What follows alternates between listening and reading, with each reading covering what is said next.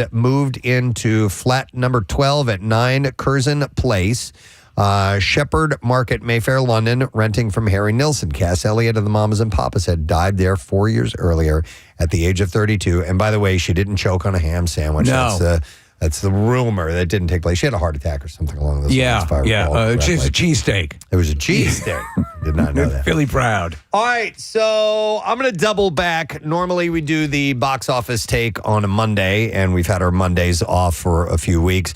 But I'm just so happy that the Fantastic Four First Steps was first place, and it did wonderful. Had a great debut weekend, $118 million, enough to take out all of the other competition. It's also the first Fantastic Four movie to find success at the box office with audiences and critics simultaneously loving it.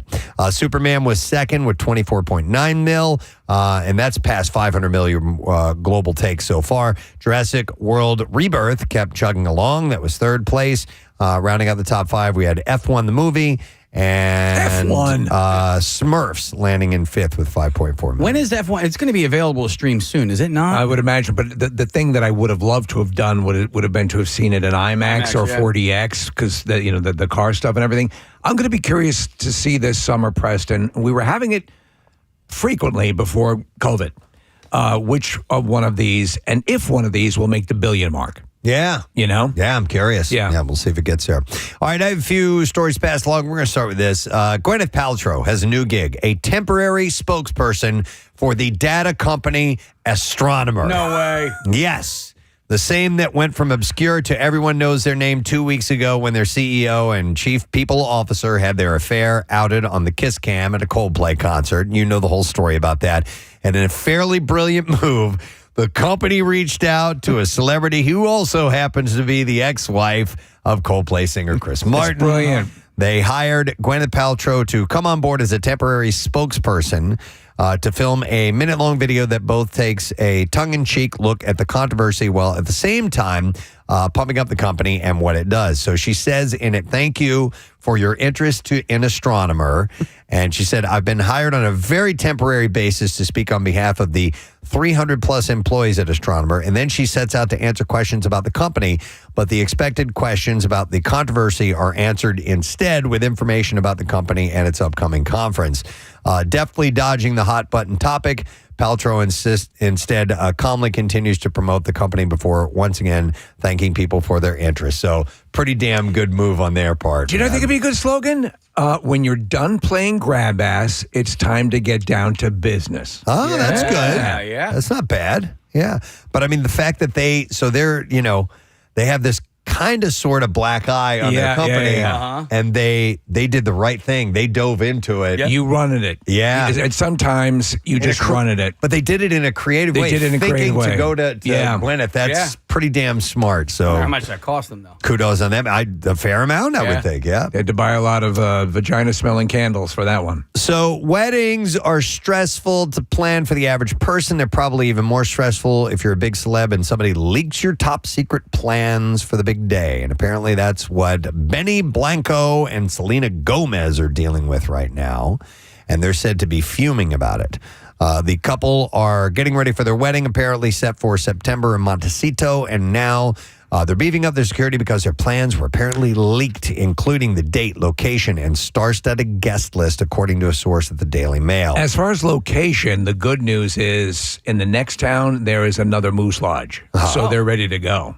The source added that Gomez is debating a no-phone policy to ensure privacy during the two-day celebration, which reportedly includes celebrities like Taylor Swift, and Gomez is only in the murders in the building co-stars. Let me ask you, for your wedding, Rochelle handled everything? Oh, yeah. Okay. Oh, yeah. So I had a little bit of the hand in ours. Ours was a lot more pared down. You had a real thing. You had a big thing. It wasn't crazy. No, but it was, it was a thing. It had stuff, right, parts, and things. Yeah. Well, they surprised you with the reunion of my band. Yeah. So there was a lot going on. So a source said if it wasn't just 2 months away, they'd think about changing the celebrations, but that's an impossible task, and they don't want to delay the wedding and find a new location. Instead, They're doubling up on security to make the event as private as possible. Okay, not to go back into history here, but when she surprised you with the band, I forgot, how did that happen? So there was we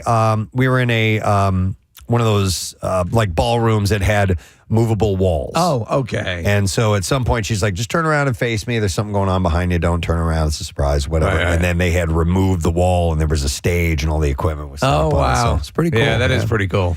All right, so Pete Davidson is preparing for fatherhood, and he's getting some solid advice from his buddy, Machine Gun Kelly. Okay. At the premiere of his show, The Pickup, Davidson called Kelly the best dad ever. Of course. Who doesn't know that? Noting that the musician flies back and forth to Cleveland twice a week just to see his daughter play volleyball. He sees his kid twice a week. Pete and his girlfriend, Elsie Hewitt, who's expecting their first child, made their red carpet debut together, with Elsie proudly showing off her baby bump. Davidson shared that Kelly told him, "This is going to be your favorite thing." And Pete seems to agree. He said, "I'm just excited to take care of the little one." It's going to be your favorite thing 2 days a week. Right? That's the message. he just does For 2 days a week, you're really going to enjoy this. The I comedian, think most fathers, right? Yeah. It's about 2 days. the comedian said, "I realized that I was kind of basing my happiness on work. But fatherhood has brought a new sense of calm." Pete says, "It gave me this weird sense of calmness where this is just a job and now I have someone to do it for." Meanwhile, Machine Gun Kelly is already looking forward to spending time together, adding, "We're going to have awesome play dates." So that's what he says. Okay. Twice a week. Yeah, give him the benefit of the doubt twice a week. Ana de Armas raised some eyebrows after liking an Instagram post from gossip profile Celeb Mess. Wait, hang on, stop. That was throwing shade at Nicole Kidman's appearance. The post casted doubt on Kidman's statements that she has never had Botox and responded with the "Sure, Jan" meme. And this comes on the heels of rumors that Anna's been spending a lot of time with her ex, Tom Cruise, of course, sparking a ton of romance rumors. I don't think that's cool. Yeah, so Anna and Tom are currently working together on a new thriller and have been vacationing together. But Anna previously said in her Women's Wear Daily interview that they're just co-workers. I will say this, that Nicole Kidman, there was a point there where she was teetering on things gotten a little excessive, and I think she looks really great now. And besides, she's Aquaman's mom. Yeah. And so she always has consideration for that. It's got that going for her. Yeah. Did you guys see that Ana de Armas and Tom Cruise went to the Oasis show over the weekend? No, did not see Yeah, that. apparently one of the Gallagher brothers, I don't know if it was Liam or Noel, was saying that all of Tom's movies suck. That he's a completely overrated actor. And he was kind of like being tongue-in-cheek and whatever. And then so they responded by going to one of their shows and singing along and having a great time. So I thought it was a cool response. Interesting. So Sydney Sweeney was seen enjoying a jet ski ride with a mystery man. She was driving, and the unknown man had his arms wrapped around her from behind. No, oh, God. It was the guy from Tiger King? Yeah, it was him. How did he score Sydney Sweeney? I love your mullet. Dude, you know? I love your mullet. You get a ski-doo, and the Some women jerky? just flock to you. You like jerky? Sweeney was driving. Like I said, the man was wrapped around her. No word from anyone about whether this new guy's a friend or something more. Sweeney's been single for several months after breaking things off with former fiancé Jonathan Davino earlier this year. Now I just see that guy on the jet ski. Look at the screen. Tiger King. Oh my God. And this music was playing when they showed that scene. And it didn't even dawn on me until much, much later on that we were even talking about it on the air. I was like, oh my God, that was Eye of the Tiger and it's Tiger King. I didn't even realize that. Yes. All right, so while the death of Hulk Hogan last week came as a shock to most people, those close to him were well aware that the wrestling icon's health was failing. His home was doubling as a hospital room for Hogan in recent weeks. I had heard, we're checking the sites every day. I didn't see it mentioned once anywhere. Yeah. It was due to complications from a neck surgery that he had in May. It says here he was intubated and he battled renal failure, fluid overload, and severe COPD, chronic obstructive pulmonary disease. Jeez. According to wrestling journalist Dave Meltzer. Meltzer said what happened with Hulk was they took him out of the hospital and made a hospital in his house as there wasn't much left that they could do. So Didn't know that. I figured that the erosion of juicing over the years just has the wear and tear on your body, and that it caught up with them. Yeah. But yeah, it sounds like there was this degenerative process going on. Yeah. So apparently it was bad. I don't know what the neck surgery was that he had. A neck transplant, and whether it would contributed to the complications. Neck transplant. Yeah, it's very difficult. Yeah. Very difficult. It's tough to find a neck donor. Yeah, it's like playing the game on thin Whack-a-mole? ice. Yeah. Oh, on thin ice. All right, so Carly Kloss is a model. And she's thinking pink these days. The model has revealed that she and her husband, Joshua Kushner's third child, will be a girl. The couple are already parents to 2 boys, Levi and Elijah. So her mother is Annabelle Claus, and her father, no, not Claus. Claus. Oh, I'm sorry. Annabelle. No. Santa. I believe some people call her Annabelle. My daughter's name is Polly. Claus. Annabelle. Not Claus. Made the announcement on Instagram alongside several baby bump pics, writing, "Countdown to baby girl with my favorite boys." So we'll see what happens. All right, so I thought this was kind of nice to see. Bennett Like Beckham. I love that movie. Great movie. It's one of the best. Acclaimed 2002 sports dramedy focusing on women's soccer. Maybe getting a sequel. Gurinder Chadha, who is the original film's director, said, "I'm excited to revisit the original characters and revive the enduring story and build on that legacy that we helped to create for the women's game." You should Cobra Kai that thing. Yeah, right. Maybe. Give it that sort of treatment. The movie starred Parinder Nagra and Keira Knightley as teammates and friends who both fall for their coach, Jonathan Rhys-Meyers, while Nagra's Jess keeps her soccer aspirations from her disapproving family. No word on which characters and or actors would return for the sequel.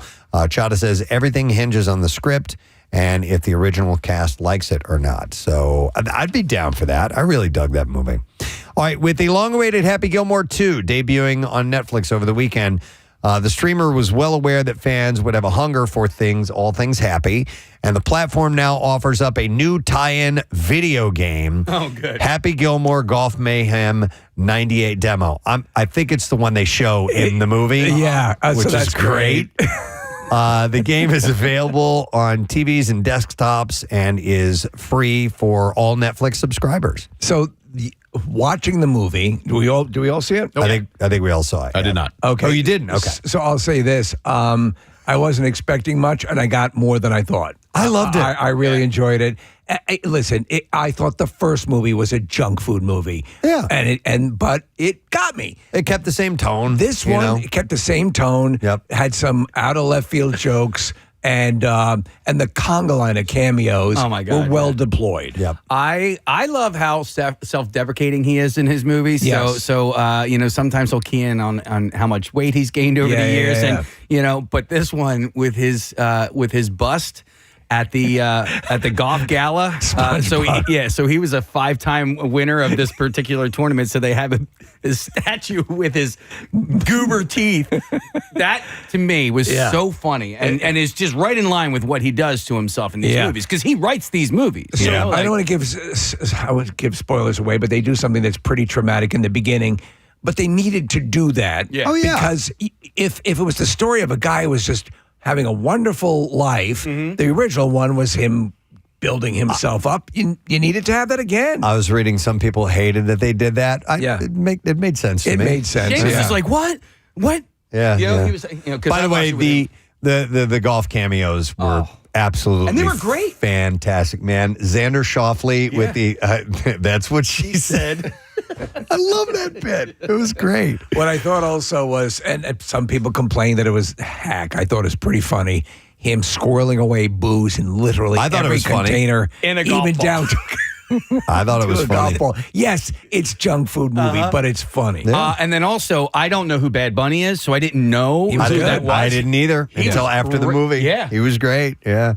All right, so like I said, the game is available on Netflix, and they said in a quote, when you watch the film, there's an opening montage of Happy's last 30 years, including him becoming a video game star, and we made that into a playable demo. It's a short, retro game experience where you can golf, fight familiar foes, Mortal Kombat style, and cause chaos.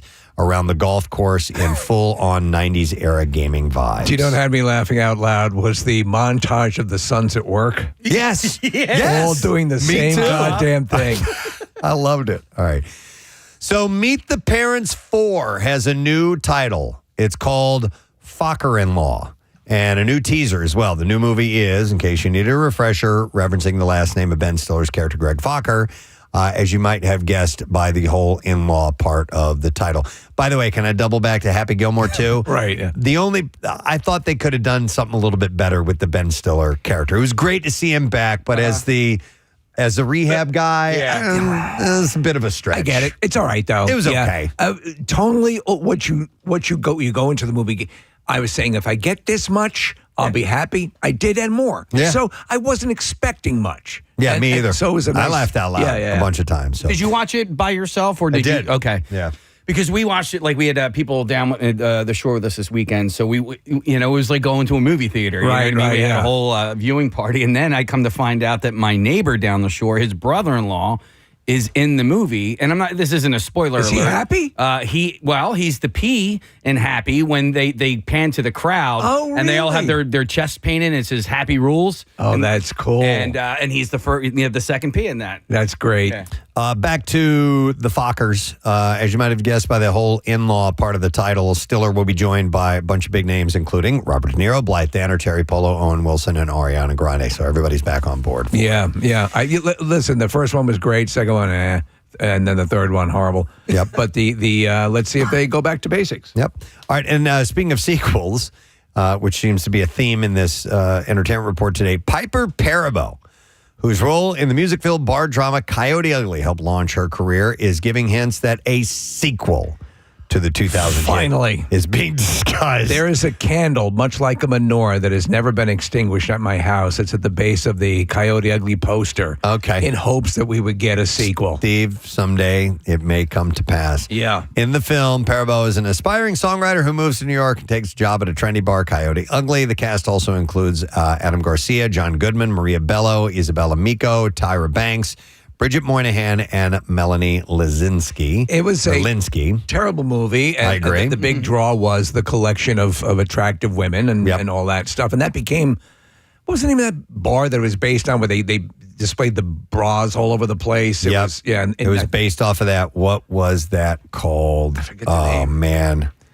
I'm thinking of like a pig or a hog or something. But something like that. I can't remember. The pig slob. The pig slob. A pig slob. All right. So anyhow, while tiptoeing around the subject, with the Hollywood Reporter, Perabo did say that there has been some discussion about the sequel. Hogs and heifers. Hogs and heifers. Wow. Can't believe I was in the ballpark. There we go. Some things are being discussed. I can't really say, but people that were doing it are talking about some stuff, she said. All right. So They are, Sounds huh? like talking about some concrete stuff. information. Yeah. All right. We have clips that we will play. The Home is a bone-chilling horror film that follows the staff from a retirement home uncovering dark secrets with twists and turns around every corner. In this clip, director James DeMonico talks about returning to scary movies. I just love the genre. I think I'm an action horror guy at heart. It's what I grew up on. And I think horror as experienced in the theaters is the greatest communal experience of all the genres. There's something about sharing that fear, that fright inside a theater. Unlike the Purge films, this is my first, I think, straight-ahead horror piece. I think the Purge films were almost action in an odd way, dystopian action. But this was a little more, I went straight-ahead psychological horror. How scared. Was he getting He got a heart monitor on. Yeah. Wait, that played again without... Hang on. Yeah, something's going on here. All right, hang on. Oh, that's not part of the clip. That's not part of the clip, no. It is, so, you know the thing I spilled coffee on last week? No. That's this computer. I Hang thought on. it was part of the clip. Is it coming? Hang on, let me turn off the Vox Pro case. I want to make sure that it is indeed coming from there, so. All right, we haven't heard the beep. Let me turn it back I just on. love the genre. I think I'm an action horror guy. Case, I hit this, At heart, and that it's started. what I All grew right, I up. can just press stop. All right. All right, let's- Yep. Dude, Yeah. Are you kidding me? That's are okay. you serious? All right. I look at you, I'm like, is this guy getting his heart checked during the interview? Our murders. Oh my God. We're going to get murdered today. People are going to just go insane. They're going to hear this all morning. Hang on, wait. I'm going to try to time it out. That can. Beep. There it is. Wow. Good rhythm. Oh, did you turn? I didn't. There was a pause there. Okay. Next clip. We'll try this. We're just going to hear some beeps. It's all good. Yeah, just hear some beeps. We only have one clip to go. Kelly Ripa and Mark Consuelos have scored a victory in... Dude, I don't have it on, No. Casey. Did you do that? In Running with the Wolves, which documents their journey of purchasing an Italian football club. Here, Mark shares his favorite aspect about being an owner. I think being able to connect with the community, understanding that this is more than just about soccer. This is about their identity. Little by little, we won their trust, and you can see that joy on their face. And we have the best fans, the most loyal fans. They're lovely people. Okay. Where's that sound coming from? Exactly. Hang on a second here. So, Yeah, they're doing right. this is them. It's a documentary of them purchasing an Italian football club. Yeah. Are they? So we already have Wrexham. We have the next one coming with Eva Longoria involved. Right. Yeah. Is this now what we're doing? Or so this is what we're doing now, right? They're This is going to what kill we're it. doing. They're going to You're kill. gonna kill it. The genre. Yep. Yep. Yeah. Yep. And that's what happens. All right. Shut up. That's your entertainment That's the last report. time. Last time. Okay. That's your entertainment report. Why don't we take a break and try to figure out what that effing sound is and where it's coming from? Yeah, I just check my heart rate. Yeah. All right, we'll be back in a moment. Don't forget, Rick Tocchet is going to be joining us. New Flyers head coach will be in our studio today. We'll be right back. Stay with us.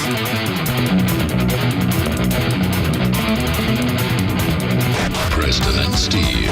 Take care of you. Give us a call right now. We'll be back, and Bizarre Files on the way. Behind the Thank you, it is Kathy. unclear I saw how this much the article on hacker BuzzFeed. I demanded. I thought thought this might be kind of nice to examine a little bit and maybe open this up to you, since you are most likely on the way into work this morning, to let us know something about what you do that everybody needs to know. And to give you an example, there's a lot of good ones on this list, and I'll lead with this one. This is what you and the people that work in your industry understand, but the people who don't work in your industry probably need to know. And I love stuff like this. This first one is from emergency room workers. It says emergency rooms are not first come, first serve business. We triage you for a reason, and you cannot cut the line in front of somebody with a more serious complaint just because you got here first. So, and listen, I have been in that situation where you sit in the emergency room for eternity, and you're like, I got here before them. Yeah. You know what I mean? Just because his head was cut off? Right. Wow. But you may not know what's going on with that You don't person, and they need to get in there. We went into it was a CHOP emergency room. It wasn't down in the city. It was actually the one out in King of Prussia, and it was a 3-hour wait. And as we were sitting there, it was when Jace. I think we talked about it. You guys remember? Jace got poison ivy, and it was like spreading on his body. I was like watching it spread. It was hell. everywhere. So we walked in, and they were like, "Okay, it's going to be a 3-hour wait." And then I went back up, and I'm like, his eyes were swollen. I'm like, it's all over. Like, how do we not know it's in his throat? And they were like, okay, come on back. Like, I think the second I thought, I mentioned, could it affect the breathing or whatever? Right. And we went right back. But I remember, the poor other kids in the waiting room, looking at when I walked out, I'm like, they're probably these freaking people. They went right back. But she's like, we have to check them to make sure walked out that and said, say it's affecting your breathing. Yeah. Say it's affecting your breathing. So feel free to call and let us know. Here's another example. An airport worker, and this says, yes, your flight is in fact delayed due to weather. Yes, I also understand it's a gorgeous day here and at your destination airport. What you don't understand is that the airplane is coming from New York, and they had weather there. So, while it might seem like, why isn't this? Come on, there's a reason for it. By the way, 215-263-WMMR, the number. I also want the things we're told that aren't necessarily true. The way they manage, the way they manage and meet our expectations. What about when Marissa and I flew back from Chicago, and they were like, oh, right. we don't know where your pilot is. Yes. Oh, shouldn't you at least have a general idea? Is he in the States? Yeah. You need us, we'll be at the bar. And that's where you find the pilot. Here's another one from a photographer. It says, no, I can't grab your iPhone and take a picture to match my best studio works, even if it's the most recent model of an iPhone. Also, yes, I do charge money just to take a picture. That's great. There was, here's Nick. This will speak to you and Andrea because she's an artist, your girlfriend. This one, and I sent you a chain of emails from people who are trying to get free stuff from artists. It says, this one says, pencils are expensive. Prints are expensive. Proper paper is expensive, and it takes a lot of time to do a painting. So no, I can't give it to you for free for exposure. Yeah. Because that's thing people beg artists, look, I'll post it on social media. I'll plug this and so on and so on. And they want free stuff from artists all the time. Artists of all types, too. I mean, musicians, painters, sculptors, whatever. It doesn't matter. It's like, we'll put it out there. We'll give you exposure, and that's enough to pay you. Well, no, I need to get paid for my time and my work. There's one time where that will hold water when they don't pay halftime performers at the Super Bowl. Yes. Because, you're legitimately getting exposure. If you're Snoop Dogg, it's cool. All right, let me get some calls here. I'm going to go to Janet, who is an ER nurse. Hi, Janet. Good morning. Good morning. How are you? Wonderful. Janet, what is it that people need to know about your line of work? Just because they come in on a stretcher with an ambulance does not mean that they're automatically going to get a bed in the emergency room. They may still go out in the waiting room. Okay. There were a couple of texts that came in saying that just because you take an ambulance doesn't mean that you're going to be seen before everyone else. I think I would assume that if I came in, that they transported me in an ambulance, that they were going to get me right in. Yeah. We've had patients that leave, go across the street, call an ambulance, and come in because they think get a bed in the back. Wow. And they've been waiting in the waiting room. my And we'll gosh. recognize the name and be that, no, doesn't happen like that. You go to the bottom of the list, back out in the waiting room you go. Wow. So Janet, if to Kathy's point, if someone were to say, I think I'm having breathing problems, I mean, not that we're trying to have you betray the confidences, but would that accelerate their consideration? It may, but All they also are triaged by a qualified nurse that is going to be able to decipher most times whether they're really having breathing problems or they're faking it. All right, Janet. Well, if you guys ever need help, I'm pretty good with the trach. And if you guys ever get backed you don't want to pretend that you have some kind of a symptom that you don't really have. It's just going to head you down a path. I had them laugh in my face. Surprised. Yeah, when I know. I talked about pregnancy pains, Preston. Right? Yeah. Hang on a second. Let me go to, I have Mike, who is a police officer. Hey, Mike, good morning. Gadzooks, guys. Gadzooks, buddy. What's up, man? So we've all seen a police officer pull up to a light, a traffic light, without his lights on, turn his lights on, go through, turn his lights back off. And everybody assumes they're just abusing their power, driving through the light to get through the light. That's absolutely not true. That 100% of the time they're responding to a medium priority call. Okay. Where they don't need their lights for the entire response, but they don't have, the time to wait at the traffic lights. Yeah. And by the way, and speaking of that, a police officer is sitting in their car all day long. Yeah. Why would they pull up to a light and go, man, I got to get through this light right now. Come on! Yeah. What's medium priority, officer? Things like maybe domestic that's not in progress, a fight not in progress, or something like that, a verbal altercation, things like that. What about like a security alarm? Those are most of the time are reduced speed calls where we don't use our lights. We get hundreds of those a week. Oh yeah. How often do you get the question of do you have a quota for writing speeding tickets? Every day. And do you have a quota? That's absolutely illegal. Right. All right. Quota. Thank you, Mike. Appreciate it, man. Take care. Thanks for the call. That's a good one. I mean, we've all seen it, and I'm like, well, where's that cop going? Right. Yeah. What's that? Well, I want one of those. Probably going someplace to write up quota tickets. Here is a text says teachers work on average between 45 and 60 hours a week, depending on their position, but do not get paid overtime. We also don't get paid to not work over the summer. We get paid for 10 months, or we can choose to spread that out over 12 months, resulting in smaller but more frequent paychecks. So how does that work? So they get one flat fee, and they can opt to take that summer break, or they can just get a continuous check at a lower rate of pay. Listen, if your salary, let's just say, is $60,000, you can choose to get that paid over 10 months. Or 12 months. Or 12 months. Can you choose to get it paid over 1 week? All right, let me go to some other callers with your industry. This is what people in your industry know but people who are not in your industry, you feel should know. I'm going to go to Chris, who is a mover. Hey, Chris, good morning. Hey, good morning, guys. What's going on? Yo, bud. Want to hear your story. What's up, bud?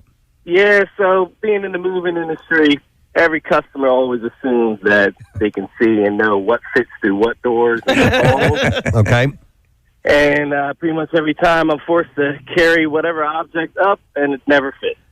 So everyone, and I think you're probably right, because I end up being sort of the furniture mule for a lot of friends, moving stuff, and you're exactly right. And you, over time, you build up a knowledge of, I can see this, I can see that, it's not going to work, but everyone still thinks, hey, at least give it a try, right? Yeah, I guess. No matter what it does to your back or whatever, just go for it. All right, Chris. Thanks, man. Appreciate it. Guys. That's a hard-working gig right Absolutely, there, man. I will go next to Jake. Hey, Jake, good morning. Good morning, guys. Gadzooks. Gadzooks to you. Jake here, it says you're a music therapist. Yes. So, I mean, honestly, I feel like a lot of people probably don't even know that that's a career. Yeah. The people that do sometimes assume that, like, oh, you make a playlist and put it on an iPod. That's pretty cool. No, that's not at all what I do. No, I go in with my guitar, or I got a piano. I work mainly now with children, and I'm working on communication goals. So it's a very real career that a lot of people probably just don't even know about. Yep. Wanted to give a little plug to it. So do you? And so we have a friend of the show. He and his daughters, Michael and his daughters, Emma, and she is. She's using music as therapy, and it seems to be yielding incredible results. Do you find that, Jake? Absolutely. The kids that I work with now just absolutely come alive. Like some of these kids can't really talk or communicate otherwise, and music provides them with a way to express themselves and just have a great time and socialize with their friends. You know, all that good stuff. So we've often heard it said, and I've seen it in practice, where people who have a stutter, if they sing or if they use music, can get over that. Is there a similar process? Does that work as well with people on the spectrum? Absolutely. It's like a way of kind of using meter to like regulate speech and all that kind of good stuff. Huh. It's just it's really, really cool. And That's awesome. Girlfriend's actually my girlfriend's a speech therapist, so we love to trade tricks back and forth. Oh, very cool. Well, you do good work. You do noble work. All right. Thank you, Jake. Appreciate it. All right. Thanks, so these are things you think people should know about your industry. I like this one. This says, I work in biomedical research. The most frustrating thing is that people seem to think that there's one cure for cancer and that the government or big pharma are hiding it. That is such an ignorant statement. Cancer is a collection of hundreds of diseases. Do you really think it is possible to have one cure for hundreds of diseases? Do you know people who think that? Why can't they find a cure for cancer? I mean, that's a standard phrase. Yeah. We also know so it goes on to say, hang on a second, Casey. It says, I work in biomedical. Oh, that's the same thing over and over. All right, go ahead, Casey. I was going to say, all right, thank you very much, Marissa. We're going to have Rick Tocchet of the Flyers, new coach, on our show a little bit later on this morning, 9 o'clock hour. He's going to stop in the studio. But I think it's time to open up the store for a little business this morning. So, Run ahead to the general store where the proprietor, Preston Elliott's always ready to greet you in front of the establishment. Now, it looks small on the outside, but it is the size of Louisiana on the inside because it's situated on the edge of a wormhole. That's why it's so big, and that's how we pass the savings on to you. Absolutely. We're going to start in the automotive section of our store, and I saw this bit of information I found quite interesting. With electric cars in such popular, frame right now around the world, a growing body of studies and an increasing number of people have found that they feel more motion sickness riding in EVs than in traditional gasoline or diesel cars. It's interesting you would bring this up because if you think of the roller coasters that use the induction or whatever they call it, linear induction, and they cause motion sickness in people. Is it similar to that? Well, I'm not really sure if it's similar to that. This is usually a passenger, not the driver who feels sick. And there's a reason behind this. So there's anecdotes of feeling sick in the passenger or backseat of electric cars all over social media, and there are questions from wary prospective buyers. And there is a scientific explanation behind why a person might feel more sick in an EV. according to multiple academic studies. I present to you, Greg. Let me ask this question then. In regular combustion vehicles, I've heard people who suffer from motion sickness are less likely to feel it if they're driving. So statistically, I wonder how often it is the passengers in a regular car, non-EV, that are more prone to be motion sick. The people that are passengers, what I usually hear from who get motion sickness, it's usually from riding in the back seat. Okay. That's why my mom always had to ride up front no matter what when we got in the car. Have you heard also the people who've had it, they can diminish it if they're driving? I don't know. Okay. I can't say I've heard that. I had a classmate of mine. She always had to ride in the front seat of the bus for that very reason. Okay. She would always get sick. So this is interesting. So a greater is according to a PhD researching car sickness who said, greater sickness in EVs can be attributed to a lack of previous experience as both a driver and as a passenger, where the brain lacks accuracy in estimating the motion forces because it relies on previous experience in other types of cars. And I'll explain. Though EVs are becoming more popular, combustion cars still dominate. Riders have a longer history with gas cars and so have had more time to adapt to their specific cues. If a person has spent most of their life driving a combustion engine car, their brain anticipates acceleration after the rev of the engine, a warning that they are about to experience a change in speed. In a battery-powered car, the electric motor doesn't make that noise. Could the driver help diminish that situation for the passengers by saying things like, let's light this candle? Yeah, or just going vroom, vroom. Vroom, vroom. Something like that. In addition to general unfamiliarity, research has found links between specific features common to electric vehicles and motion sickness. One 2024 study concluded that there were strong correlations between motion sickness severity and the seat vibrations of electric vehicles, while a 2020 study found that the lack of engine sound in an EV might be a major contributing factor to increased feelings of car sickness. On an EV, I wonder if you could purchase a package that would, for the interior, they have EVs that generate sounds outside the vehicle to alert pedestrians. Mm-hmm. Could you get a package that basically sort of simulates the acceleration of a car if they suffer from motion sickness that way? Are you asking if that's available right now? Yeah. Yeah, I don't know. I have no idea. According to this study, I think they're just finding this stuff out. It's pretty wild. Have you ever suffered from any kind of motion sickness? Oh, yeah. Where would you get it? A boat? On boats, specifically, right. Yeah. Yeah, Marissa? I get this so hard. I was the car sick kid as a kid, and I still have it a little bit. Like, I used to throw up on the way to camp and all that. I was that kid. But yeah, if you can't anticipate what's going on and like the jerking and you can't, like, I don't think I ever realized it until right now that it was driving. And Steve, you asked if you are the driver, if it cuts down your motion sickness. Yes, because of that reason. Okay. You know when you're braking, you know happen. how hard you'll be braking. There is a new setting on the iPhone though that has really changed my passenger vibes. It's in the accessibility section. It's called vehicle motion cues. And when you're in the car or you're in any sort of moving vehicle, it has these little dots on the phone. And so a lot of my motion sickness comes from trying to like read or like look at my phone while I'm in the car. Not driving, obviously. Not driving. No, this passenger side. And then these little dots come up and somehow it does. I've gotten less nauseous looking at my phone in a car. Okay, hang on. Little dots. Explain further. I'm going to hand it to you. So if I turn it on, it has 3 settings: off, on, or automatically in a vehicle.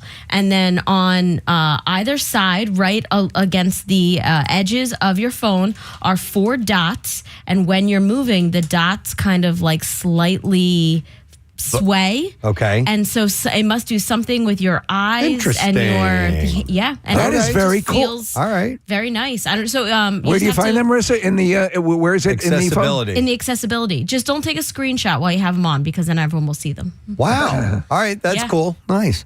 All right, so additionally, the regenerative braking technology used in EVs, where the motor converts the slowing car's kinetic energy into electricity that is then stored in the battery, results in low-frequency deceleration, meaning that the vehicle slows down gradually and steadily over a relatively longer period rather than rapidly or in quick pulses, which is what we're used to with a combustion engine. Such low-frequency deceleration tends to be associated with higher levels of motion sickness as well. That totally makes sense. Yeah. I am a big, what's the word I'm looking for? Puker? No, really, I'm not a big puker at all. No. Proponent? No. I like to use cruise control on my car all the time. I never do. Yeah, and so I use it down the shore. I use it every day. Yeah. Yep. On Every the day. highways and down the shore, I like to do it. So the study authors wrote our most recent, our results confirmed that higher levels of regenerative braking can reduce motion sickness. So being able to anticipate the movement of a vehicle appears to be integral to the experience of motion sickness, which is why people who are driving a car don't tend to experience symptoms. They know what's coming. The interplay between anticipation of motion and actual motion experience may be why EVs are associated with worse motion sickness as the vehicles provide fewer cues regarding upcoming movements. There was a friend of mine who was he was screwed out of everything because he got so desperately car sick. And even like whatever, you might take over the counter, motion sickness drugs. Really had Dramamine, nothing. You would have thought he was on a ship in the middle of the ocean during a hurricane. He would just the notion of getting in a car would turn him pasty white. That sucks, man. I mean, car sickness is bad, but at least on a car, like you can kind of pull over or roll the window down. There are some things you can do to take care of yourself. If you get motion sickness out on a boat, you are stuck, and there's nowhere to go. And every little bit of fume of anything, especially like exhaust or whatever, like looking at the horizon kind of helps a little bit. But really, if you get motion sickness or seasick, essentially on a boat, like you're screwed. You're screwed until you get off the boat. I have a memory which is simultaneously hilarious and sad, but a friend of mine, after the movie Jaws came out, we're going to charter hey, he's the big guy. We're going to go do this. And we got the #1 shark charter out in Montauk, and we're going to go out with this guy, and it's going to be great. And he's like, he's dressed up. You would have thought he was Quint. He's doing all the stuff. He's just in it 100%. The second we clear the little harbor area, he just starts vomiting like crazy. And for the next 3 or 4 hours, Nick, to your point, he was on the cot in the cabin. You're screwed. You're screwed. So something similar happened the first time I ever went deep sea fishing. I was 12 years old, leaving out of Summers Point. These guys get on the boat. They got their Dramamine patches on their necks. I remember that because I didn't know what that was. And then my mom had to explain to me what that was. But they got their coolers, all right? They all puked all over the place. They puked. There was one bathroom. Right. They ruined it. Yeah. There was vomit. You couldn't even go into the bathroom. They had ruined it. And then I ended up getting sick, and then I just vividly remember throwing up Oreo cookies. Right, I was 12, and there was like another. The #1 food of fishermen. There was a 12-year-old girl that was there, and I puked up Cheetos on a boat one time. It was just orange. It was the orange wave. Oh my God! And it was like chum in the water for whatever. Was it you that sea creatures were around? Or was it your friend who puked up cheese? No. Well, that was on a phone. That was me. I puked on a phone after eating an entire block of cheddar cheese. But there's the ocean. Why are you throwing up in the bathroom? Go over. Chum. They were too embarrassed. Probably. So, but I did not know this about electric vehicles. And that, obviously they're going to work on that to try and find ways to maybe, patch that up. I assume the same thing would hold true for people like that in a golf cart. Yeah. So, electric golf carts have been around for a long time. And when they first started servicing, it was like, whoa. Yeah. It's a different experience while you're driving it. So, by the way, according to scientists, when discovering a new motion environment, the brain needs to habituate because there's no knowledge of previous experience in such a context. And this is, for example, why almost everyone becomes sick in zero gravity environments as well. So you're just not used to it, and you have to acclimate. I still want to do, if I had the chance to do something akin to the vomit comment, I would have to. Yeah, we found out it was like $9,000 or something ridiculous like that. All right, so I thought that was kind of interesting. That is fascinating. All right, we're going to head over to the luggage section of the store. Sprawling store. The luggage section. So there is apparently a luggage tag scam of some sort. An airport worker who claimed to be a baggage claims manager for Delta has warned about this on Reddit. He wrote, "I just wanted to let everyone know to please start discarding your bag tags at home. They allege that people were using tags thrown away in the airport to make fraudulent claims with the information on them. So this is the tag when you go to check your bags, and they put that big white strip on there with the QR codes or whatever's on there, the scans.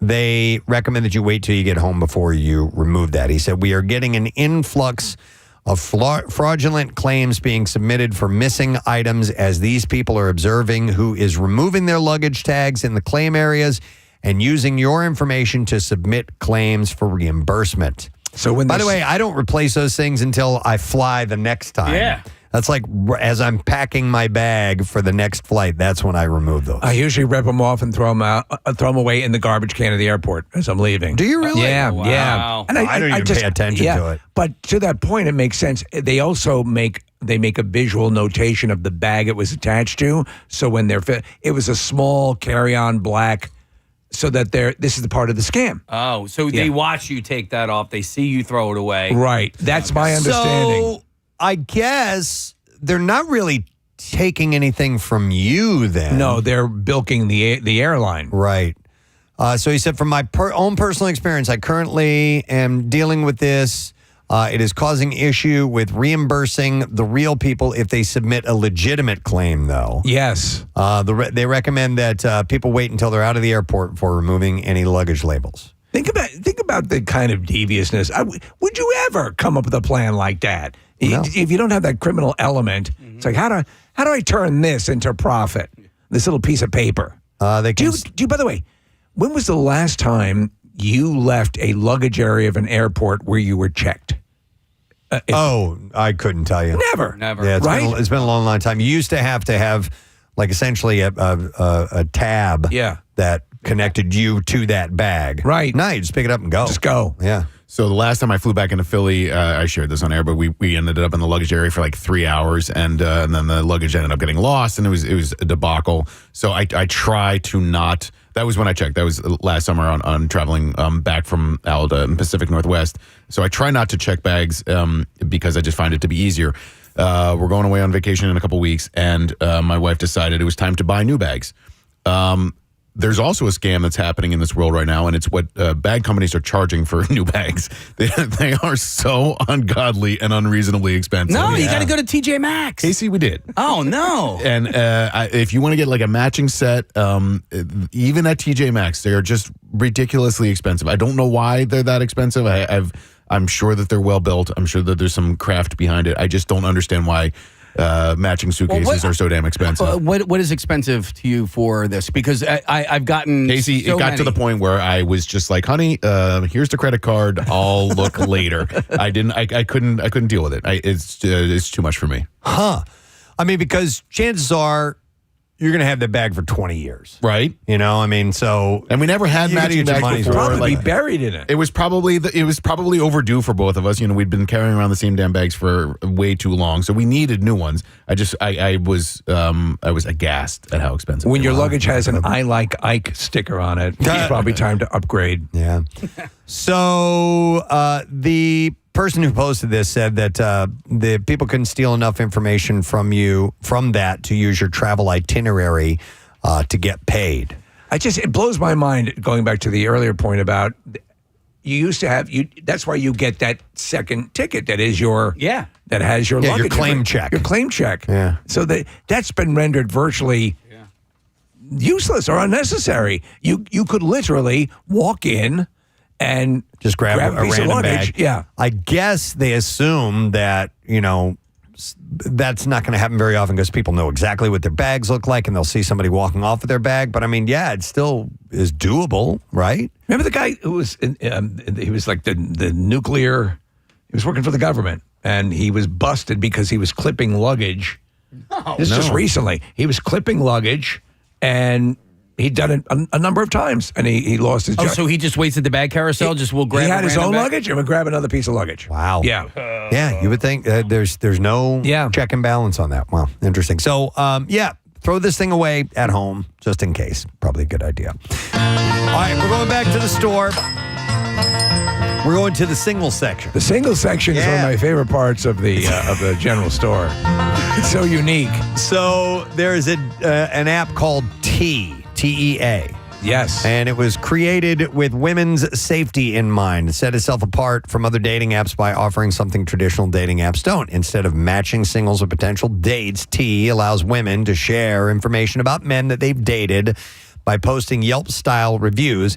And its popularity was skyrocketing, leading it to being the most downloaded free app on Apple's U.S. App Store and one of the top apps in the Google Play Store. So T is more of a dating advice app, and it markets itself as a safe place for women to anonymously vet men and warn other women about bad dates that they've had. And it also let users run, a sort of background check on potential matches, check and see if they have criminal records or in sex offender databases, all through the app. And it was created by Sean Cook, a software engineer who started the company after watching his own mom's terrifying dating experiences, including being catfished and dating guys with criminal records. Well, while the information shared on T is anonymous, the app ensures users are really women by requesting a selfie for verification. And while the app was enjoying its #1 spot in the Apple Store, it was hacked on Friday. Yeah. And most of those selfies were leaked out, apparently. Well, not only the selfies, I believe they require also, as Facebook does, a licensed photo. A licensed photo? Yeah. So that surprised me, too. There is a verification process. When I was getting set up for Instagram to stream on Instagram, I had to activate a Facebook account. I'd never go on Facebook. But one of the things to get a verified account involved them, and they assured, as much as you're willing to believe, they would verify the information and then dispose of it. I would never send a photo of my driver's license to any kind of service. So, you know, I'm protected a billion different ways, at least. But listen, if somebody's going to go after you, they're going to go after you and they're going to get your information. I have the LifeLock thing. I'm pretty confident with that. But that said, I think that's what happened here. So they were getting pretty sensitive information. Hackers accessed close to 60,000 images from posts, along with comments and direct messages. No email addresses or phone numbers, they said, were exposed. And only users who signed up before February 2024 were affected. According to T, they said all data has been secured now. So it's spilling tea, obviously. Marissa, you're interested? You use? There is a very similar Facebook group called Are We Dating the Same Guy? I remember that. Yep. And people will post if they think, you know, maybe somebody else is dating this guy, and also like warning, like, I dated this guy. Right. Stay away. Or he did this, or he is a jerk, whatever it is. So you can usually go in there and search. Okay. I'd like to respond to the allegations made on this site. The issue also with T, Marissa, is that even the owner says, he basically says, for the most part, the information here has been. Oh yeah, it's not verified. You can't verify it. No. Right? It's purely the word of someone else. Yeah. So that's a bold statement to make, you know, without any backing to it. You can say, hey, I was on a date with this guy and he said this. Or I dated this guy, my friend met him and said that this incident happened. Like, you can do that, but you can't say, like, I'm guessing he's done this before. And to that point. Yeah, I mean, it can be pretty detrimental to some people. They're saying that the 2 or 3 factor step of signing on and getting an account, well, that's going to verify that you wouldn't risk saying a mistruth. No, it's not true at about all. your ex that treated you poorly. Right, and you're right. going to make sure Who took that a dump in your mailbox. the rest of his life is ruined. Yep. All right, let's go back to the store, and we'll go to the sports section. In a video I'm sure you guys saw over the weekend, I just wanted to highlight it here. It was at a Yankees game. Oh, jeez. And apparently a couple of Phils fans were diddling each other at the game. There's video of this. What did you guys think when you saw it? I haven't seen it. I've just seen stills of it. Oh, okay. So what did you think? Well, I sent it to everybody. I sent it in the group chat. And my initial reaction was they shouldn't be doing this because it's in public. However, the reaction of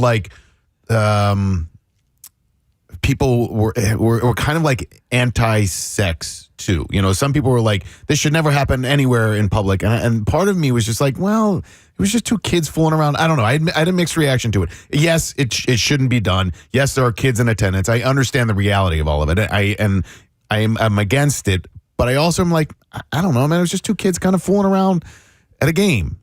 You know what I mean? Like, I would say rather than take video of this and post it, why don't you go get security? Well, and that's the other thing. Yeah. So you're publicly shaming these people. They're in public doing it. So do they give up the right? Like, they didn't consent for this video to be posted. Well, they kind of did because they're not to be posted, but I know for a fact if you go into a stadium. Most stadium, I believe every stadium has to have some posting that filming video is going to be taking place. Not by fans sitting behind you 3 rows, man. Like, sure, I know. Right. But I mean... if somebody's filming you secretly and right behind you and you're doing something private, whether it's sexual or picking your nose or whatever, and then somebody posts that without your consent, I think that's a little bit of a violation of privacy. I'd be curious to find out if that is actually illegal. In other words, if you're out in public and you're being now, here's the deal: there's tons of footage. I think a lot of stadiums have reels of people getting having sex in the stands. It's part of the thing. Yeah. They were way high up.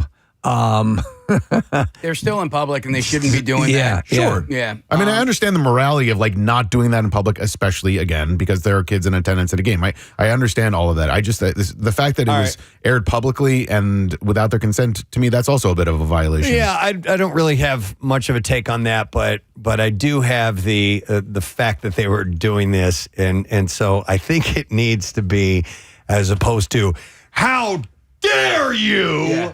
You know what I mean? You guys are busted. Can't do that. It's illegal. Can I add another wrinkle to it? Yeah.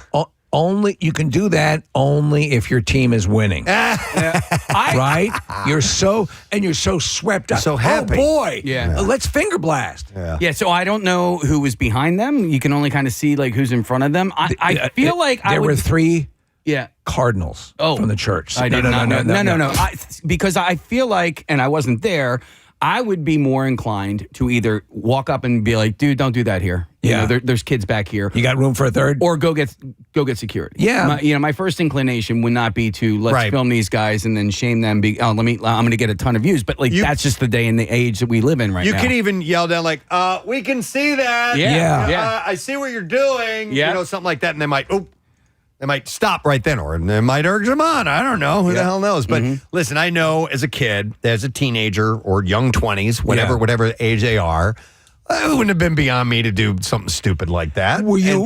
And if I would have gotten in trouble, I deserved to get in trouble. Yeah, you know what I mean? So, I'm sorry, your question? Like public exhibition-ism. No. Yeah. I mean, to some extent. I didn't do it all the time, but it'd be like, dude, wouldn't it be funny if we, did this, or that's a story, right? Would you have full intercourse on the floor of the New York Stock Exchange during high trading? High trading? Yeah. No. Okay. Like a midweek thing, maybe something. Less going on. Less going on. You're not going to get trampled on or anything No, like that. I just did it in cars in packed parking lots and stuff like that, and somebody might see, and it's like, let's do this. As a young touring comedian, one of my greatest achievements was in a moving car on the way to Boston.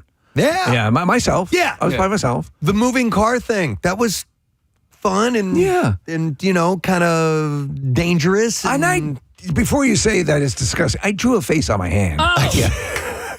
Did you talk to it? Did it talk to you? It says, Senor Wayne says, I'd like to make love to you.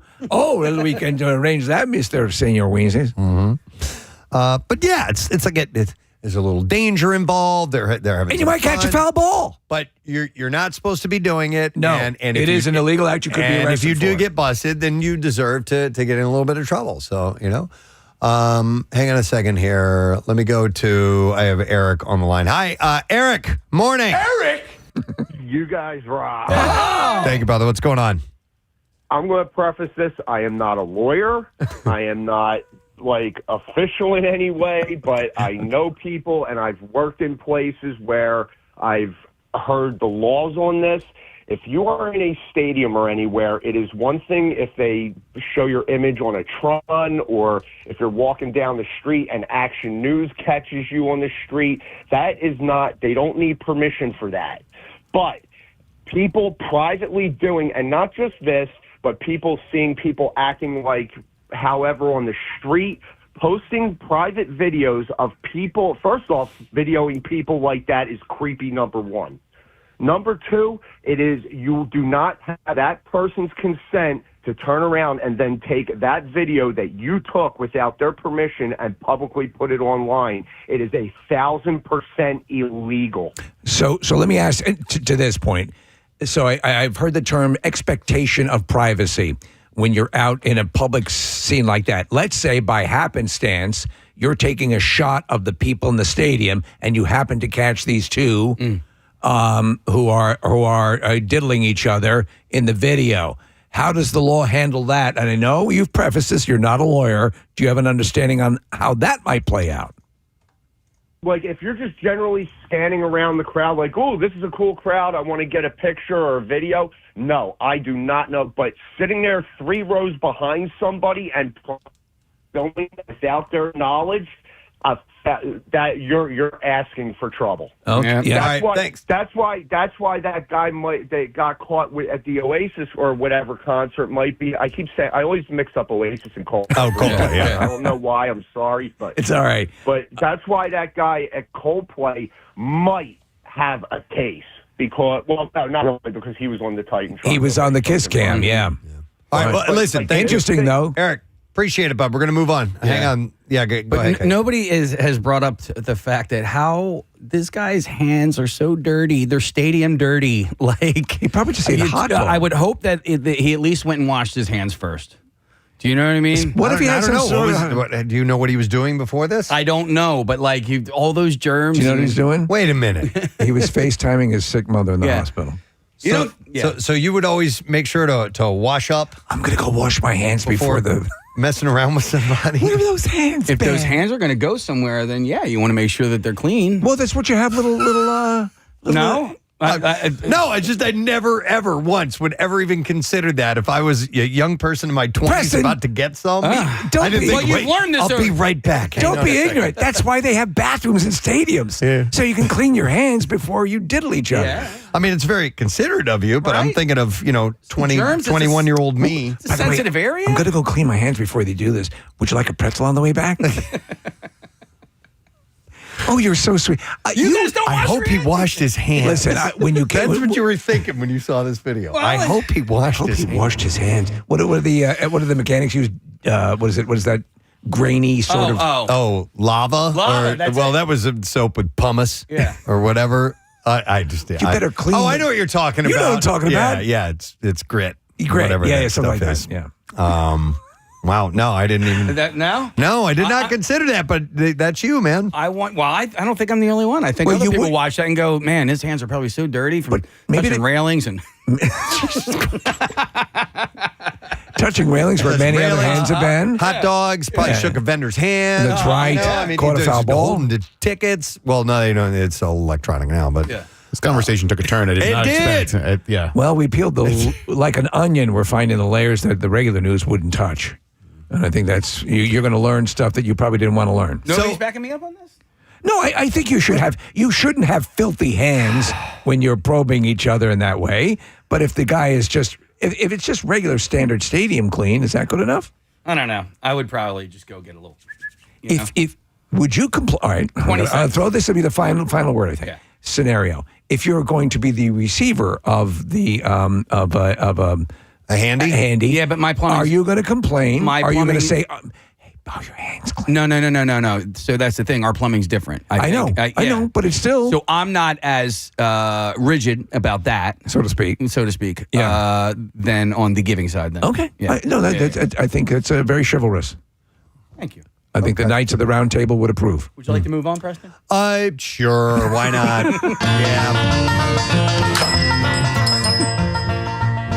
Okay. You're coming back to this? I don't even know where to go now. So, all right, here's a legit section of the story. That wasn't legit?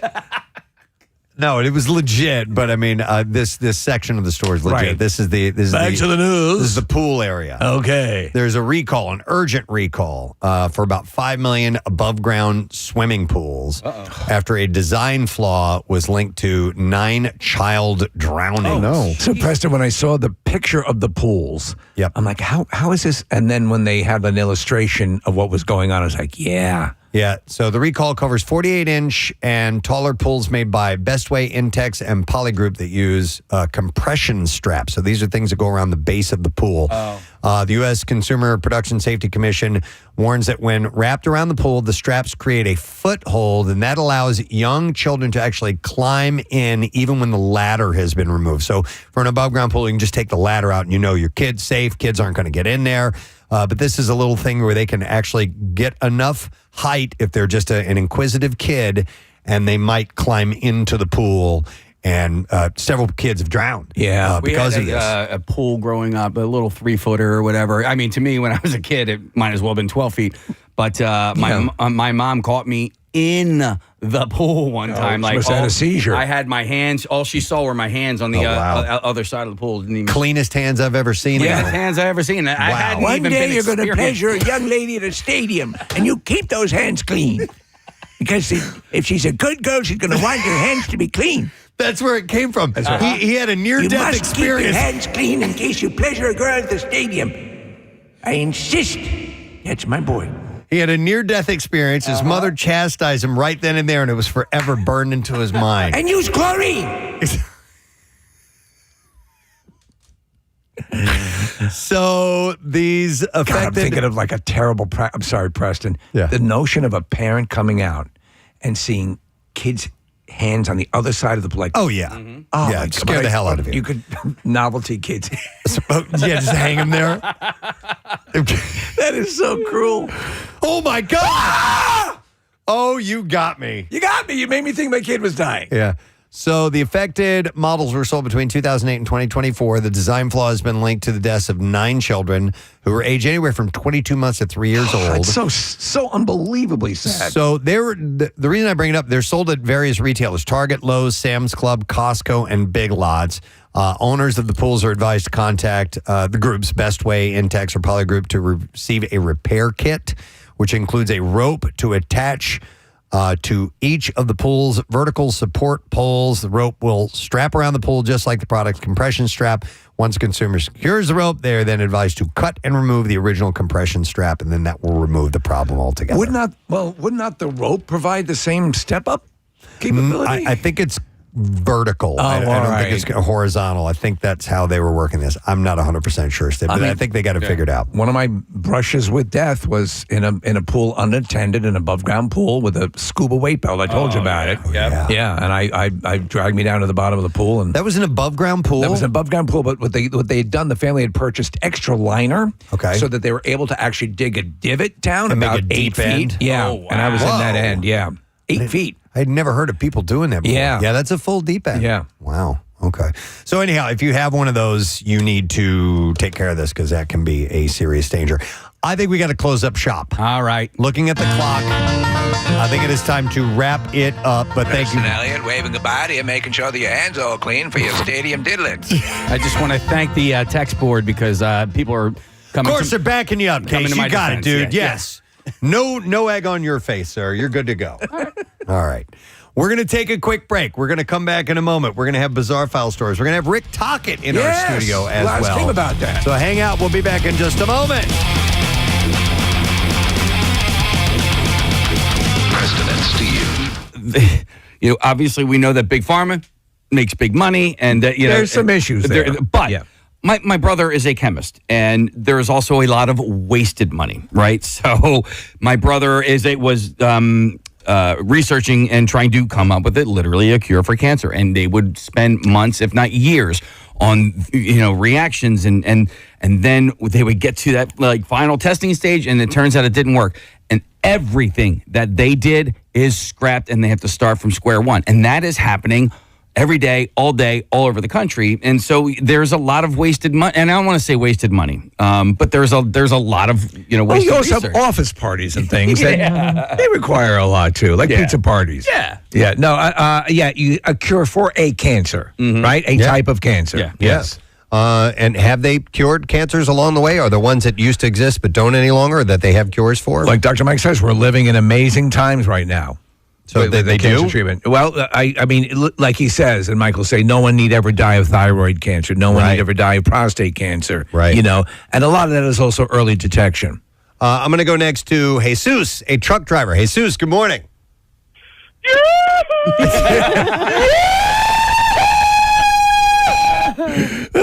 Oh my goodness, I love that. What's up, man? All right, as a truck driver, there's two things. Yeah.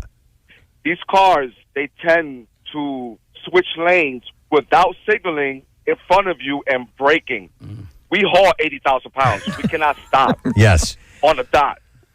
And there were countless times that I almost hit other cars because of situations like that. Jesus, in a fully loaded truck, how long does it take you to come to a full stop if you're traveling at 40 miles an hour?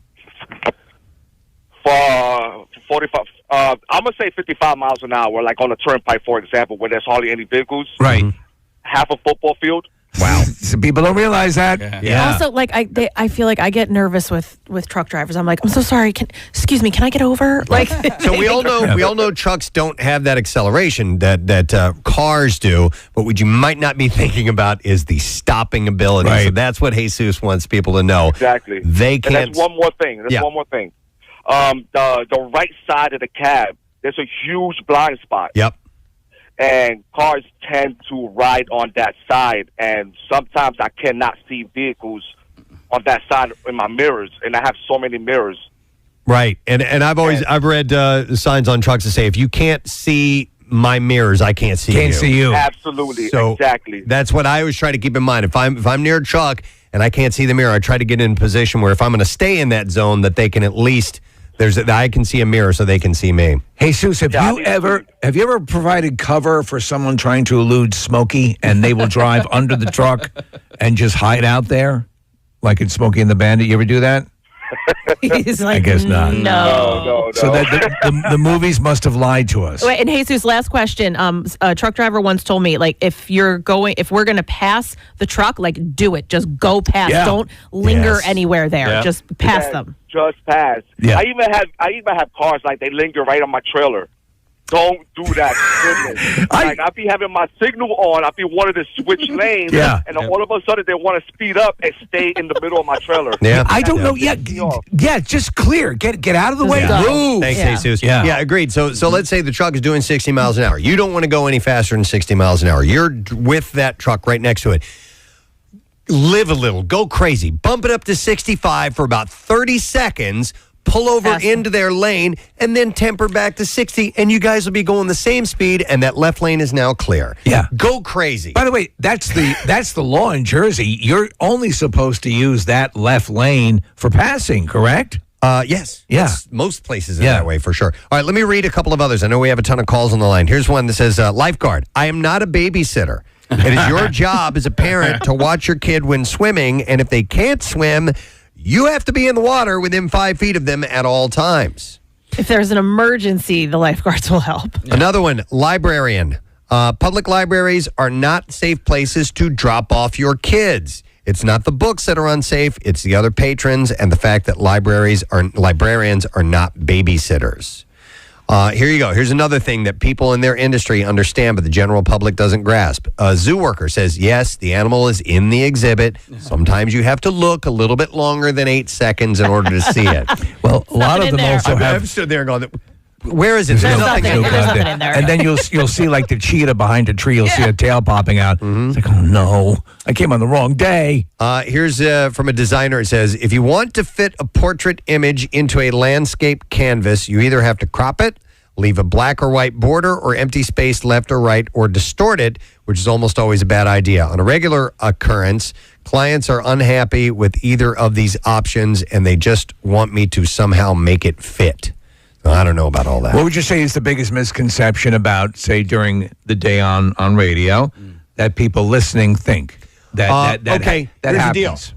There's no secret way to win a contest, okay? Like, it's at the discretion of whoever is on the air, of what number caller they take, when they ask for you to call in, when they even start answering the calls after they tell you to call in. There's no special line that gets you here quicker. You don't need to wait 10 seconds before you start dialing. You don't need to dial right a little bit beforehand. It is completely arbitrary. There is no way. No, So and I've had people throughout my career ask me, how do I win a contest? It's like, dude, it is luck of the draw. That's all there is to it. That's exactly true. And yet, bizarrely, there are certain areas that will get in easier, when we have a contest. It's just the luck of the draw. Here's one from a dentist, and they simply say, flossing actually helps. Yeah, it does. You should know. I've been flossing for a few years now, and ever since I started flossing, I've had. Well, I don't want to jinx anything, but yeah, no, dude. I would have be brushing my teeth and spit it out, and blood would be in there, and I'm like, I talked. This is years and years and years ago. I asked my dentist, they're like, are you flossing? No. Oh. Well, there you go. Yeah. Gingivitis. Floss, and that will stop happening, and it sure enough did. And dentists and dental hygienists can tell when you don't. So because there's plaque buildup right? in there. But if you're trying to hide it, and there's just no point in lying to them, saying, "Yeah, I floss every day," and if you don't, they'll know. I've By the been way, flossing, I think, since I had teeth. Yeah, well, my toothbrush is also a water pick simultaneously. So as I'm brushing my teeth, it's a water pick. Steve, I got that one for Jace. Awesome. All right, let me go. It's loud as hell, though. I'm going to go to Alex. Hey, Alex, good morning. Good morning. Sorry for bothering you at work. Nah, we're happy. What's your line of work? So I am a vet technician, and one thing that I really wish people would understand is that vet med is at an all-time low with staffing shortages. Since the pandemic started and we went curbside, everyone wants to get their pets in. Everyone adopted a lot of animals. We are trying to see them, but if Fluffy has a minor ear infection, if it takes 3 weeks for an appointment, that's the best we can do for you. Okay. So you guys are just overloaded and overworked. Overloaded and overworked. All right, what about when you're not overloaded and overworked? What is something that people need to know about your industry? An ear infection is not an emergency. Okay. All right. Thank you. Appreciate it. I have one. So I have a friend who worked for the Sixers and worked in the sports industry her whole life. And she said, no, I don't just work the games. I work all day, and then I work at night during the games as well. Right. There you go. I like this one. It says, this is from an audio engineer. It says, not every problem with audio is feedback. Feedback is when the sound goes out of the speakers and back through the microphone and loops around and around.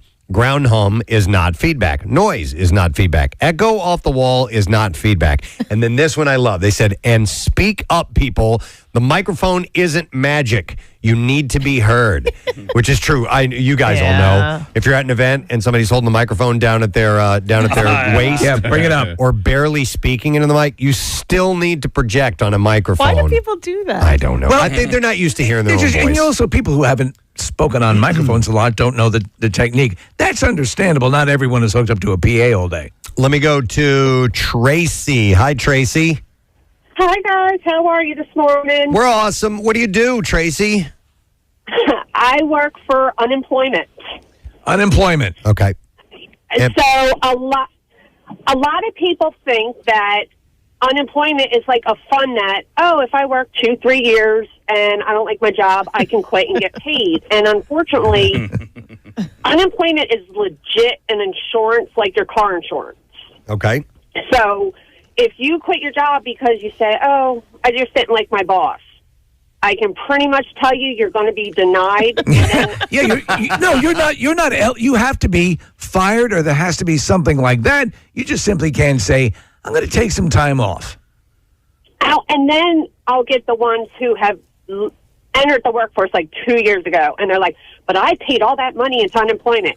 You paid $260 into unemployment in 2 years. If you want your $260, we'll give it to you. But that $10,000 you see that your claim may be, that's because we're charging your employer. So you have to have a actual reason that is under the law that states, okay, we can pay you out of this fund because you deserve it. And that is usually, most often, termination, right? Yes. Yeah, okay. Yes. All right. Thank you for the heads up, Tracy. Appreciate it. All right. Well, it's really interesting. We have a load of great calls, and we don't have time to go to them because we have to go. We got to go on Fox Good Day this morning, so we got to do that. But it's interesting that we all have these things that we do for a living, and especially if you're in a job where you have regular customers and so on, that maybe they don't quite get exactly. Well, that little thing that everybody should know but don't understand. But thanks for sharing. Appreciate it. We should create a place where people can at least post, mention these things because there's a lot out there. So, but anyhow, thank you for your calls. We appreciate it. We got to take a break. We're going to come back in a moment. We are going to go live on Fox Good Day, and we are going to get to the bizarre file when we return. So stay with us. We won't be gone long. What clip is this? What clam chowder clip is this movie from? Of all the many. What clam chowder? What movie is this clam chowder clip?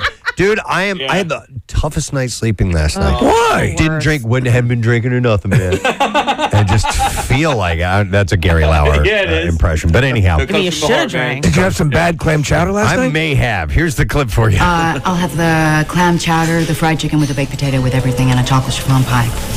Clean food, please. In that case, sir, may I advise against the lady eating the clam chowder? No clam chowder, thank you. All right, let's go to Derek and see if he knows. Derek, do you know what movie that's from? Great. The morning is Fight Club. Fight Club is correct. Nice job, Derek. I want you to hang on the line. You are going to go to the Greater Philadelphia Expo Center in Oaks for the Philly Home and Garden Show, which is this weekend. And hang on the line. By the way, you can save on tickets at phillyhomeandgarden.com. Discount courtesy of Xfinity. Little known, or maybe it's known to everybody but me, but the waiter in that scene, that's Ed Kowalczyk of the band Live. Hey. You can see with this is still, Yeah, that's very cool. How cool is Helena Bonham Carter, man? Oh, she's so good. And then we were talking about the Harry Potter reunion. She was phenomenal and funny and great. She kept her teeth. Yeah, she did. She kept her teeth in the role, By the way, speaking of clam chowder, I had some exceptional clam chowder this past weekend. I went to Florida to visit my mom and sister, and there's this restaurant called Leverock's there. And I get clam chowder only when I know it's going to be good clam chowder. It's fantastic. Do I need to revisit clam chowder? I have not been a fan for years. I don't know if you like the texture. Because you're not like. Are there real chunks of clam? I mean, in not good huge chunks. Which It's usually a little bit. Yeah, it's like chicken noodle soup. You know, there's just a little bit of chicken in it. Yes, if it's done right. Chicken noodle soup with snot. The place that we went to snot soup, please, Chicago. What was the name of that place? The fancy beef place. Yeah, Gibson's. Welcome to the fancy beef place. The fancy beef place. Yeah. Steak was the word I was looking guess for. What? We clean the silverware. What was the name? It was Gibson's. Gibson's. That was the second blessed? Yeah. Have a blessed meal. Have a blessed New England clam chowder. Second best New England clam chowder I ever had. Best was ever at Abe and Louie's in Boston. In Boston, yeah. 93.3 WMMR. Thanks, Marissa. We have a new big friggin' deal this week. By the way, we have a $50 voucher to Meza Mediterranean Grill for just $25. Wow. That's it. So you enjoy flavor-packed Mediterranean bowls, wraps, and salads made with the freshest locally sourced ingredients. So it's valid in store at Meza Mediterranean Grill in King of Prussia, Conshohocken, Mount Laurel, and Hamilton. So you should always check the big friggin' deal at the beginning of the week because there may be something that you would love to get, and it's usually half price like this one. So $50 voucher for $25. Go get it now at WMMR.com. Let's get to the B file.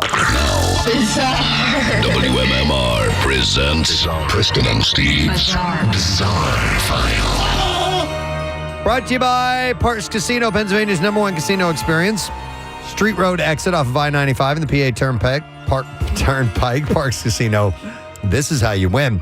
So a man has been arrested multiple times for sniffing women's butts while in public and was arrested again this week for the same crime. Yes. Were his hands clean? He had impeccably clean hands. Oh, there you go. Khalees Karen Crowder, 38 years old, was arrested Tuesday by officers from the Burbank Police Department at the Walmart. Police of course, had originally responded to the nearby Nordstrom rack in the same shopping center for a report of a suspicious man loitering in the women's department. When officers arrived on scene, they were informed that the suspect had already left the department store, but was located a short while later at the Walmart. Is there a Bosco's around here? The parking lot. Officers used the store's security camera system. They followed the man as he moved around various departments and then observed him following a female customer to the women's department. They observed that the man had crouched behind the woman and engaged in lewd behavior by inappropriately sniffing her buttocks. Oh, man. Police confronted the man and eventually detained him. It was later revealed that he was the person they were looking for, a registered sex offender, by the way. He is currently on active parole and has a documented history of similar arrests for similar crimes. He actually made national headlines in August 2023 for committing the same act on a woman at a Barnes & Noble in Burbank, which was caught on video and led to a viral TikTok post. He was also identified as a suspect in several prowling crimes and was arrested that same month on allegations that he was peeping into an occupied home of a family. He was. But his main thing is the butt sniffing? Yeah, he was released from custody for those crimes due to a jail overcrowding issue and was rearrested after he failed to register with local police. Do they have a pecking order? Let the butt sniffer go. We're too packed. And by the way, the woman who originally posted the video said dozens of women came forward to recount their own experiences with the same guy. Oh. Come here. It's his thing. Imagine? What he does. All right, here is a story out of Florida. A man in Lake County is accused of beating an alligator with a golf club. Oh, Happy Gilmore time. And witnesses said it was all over a lost fishing lure. 28-year-old Hunter Crumbo admitted to catching and beating the gator. The report says that it's happened in a waterway which neighbors say connects to Lake Apopka. You're a real crumb bum. Kimberly Strickland said she saw some of the beating happen. She said, you don't have to be that evil. You just don't. She said that a man was fishing in the canal earlier this month when she heard him shouting about a gator.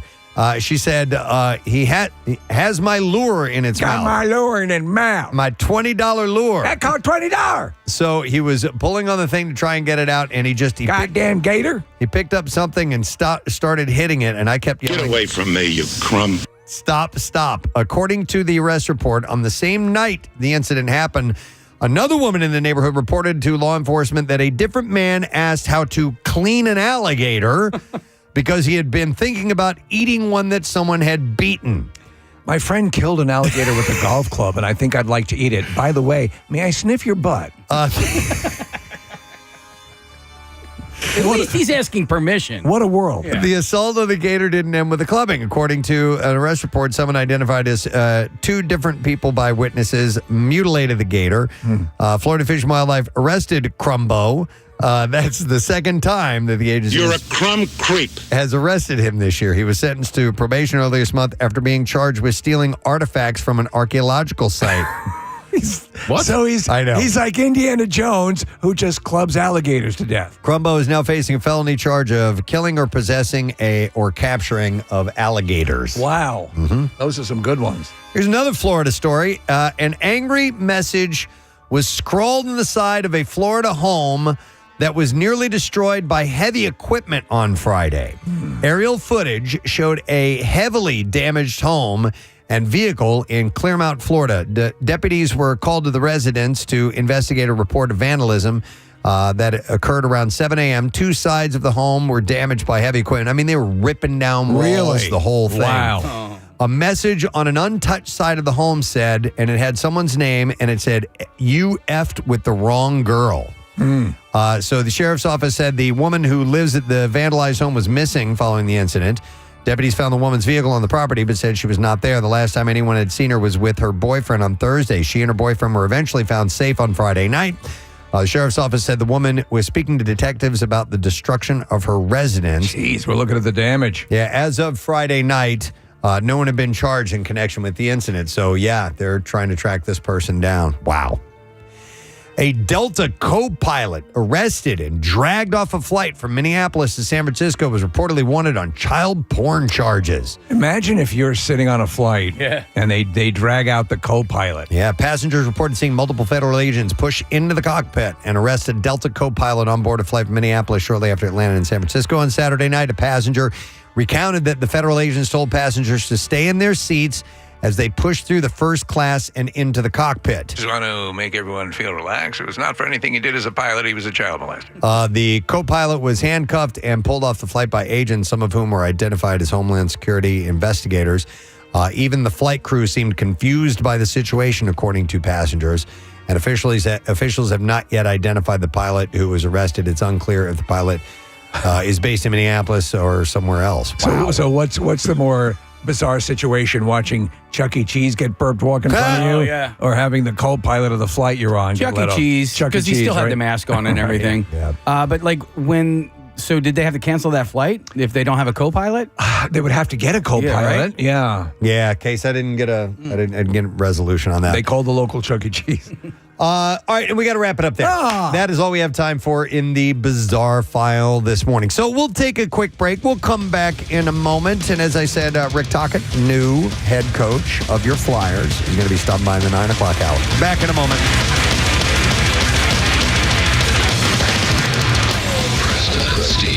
Clams aren't snot. That's Steve said it. That's why I was saying it's that's like oysters. Oysters are snot. Yeah, clams are a little bit more like a full blown loogie. But clams are kind of snotty as well. When they're cooked in clam chowder, they're a little more firm. Yeah, they're I'll tell you what, Dr. Mike has started to try to get me into the like oysters and stuff like that, and that the Bottoms Up event, they had like top oyster places, and so I guess he recommended just kind of letting it slide down and not, just letting it. Yeah, you don't chew on it. Right. And it was okay. I need to give you a little backing on why I hate these things.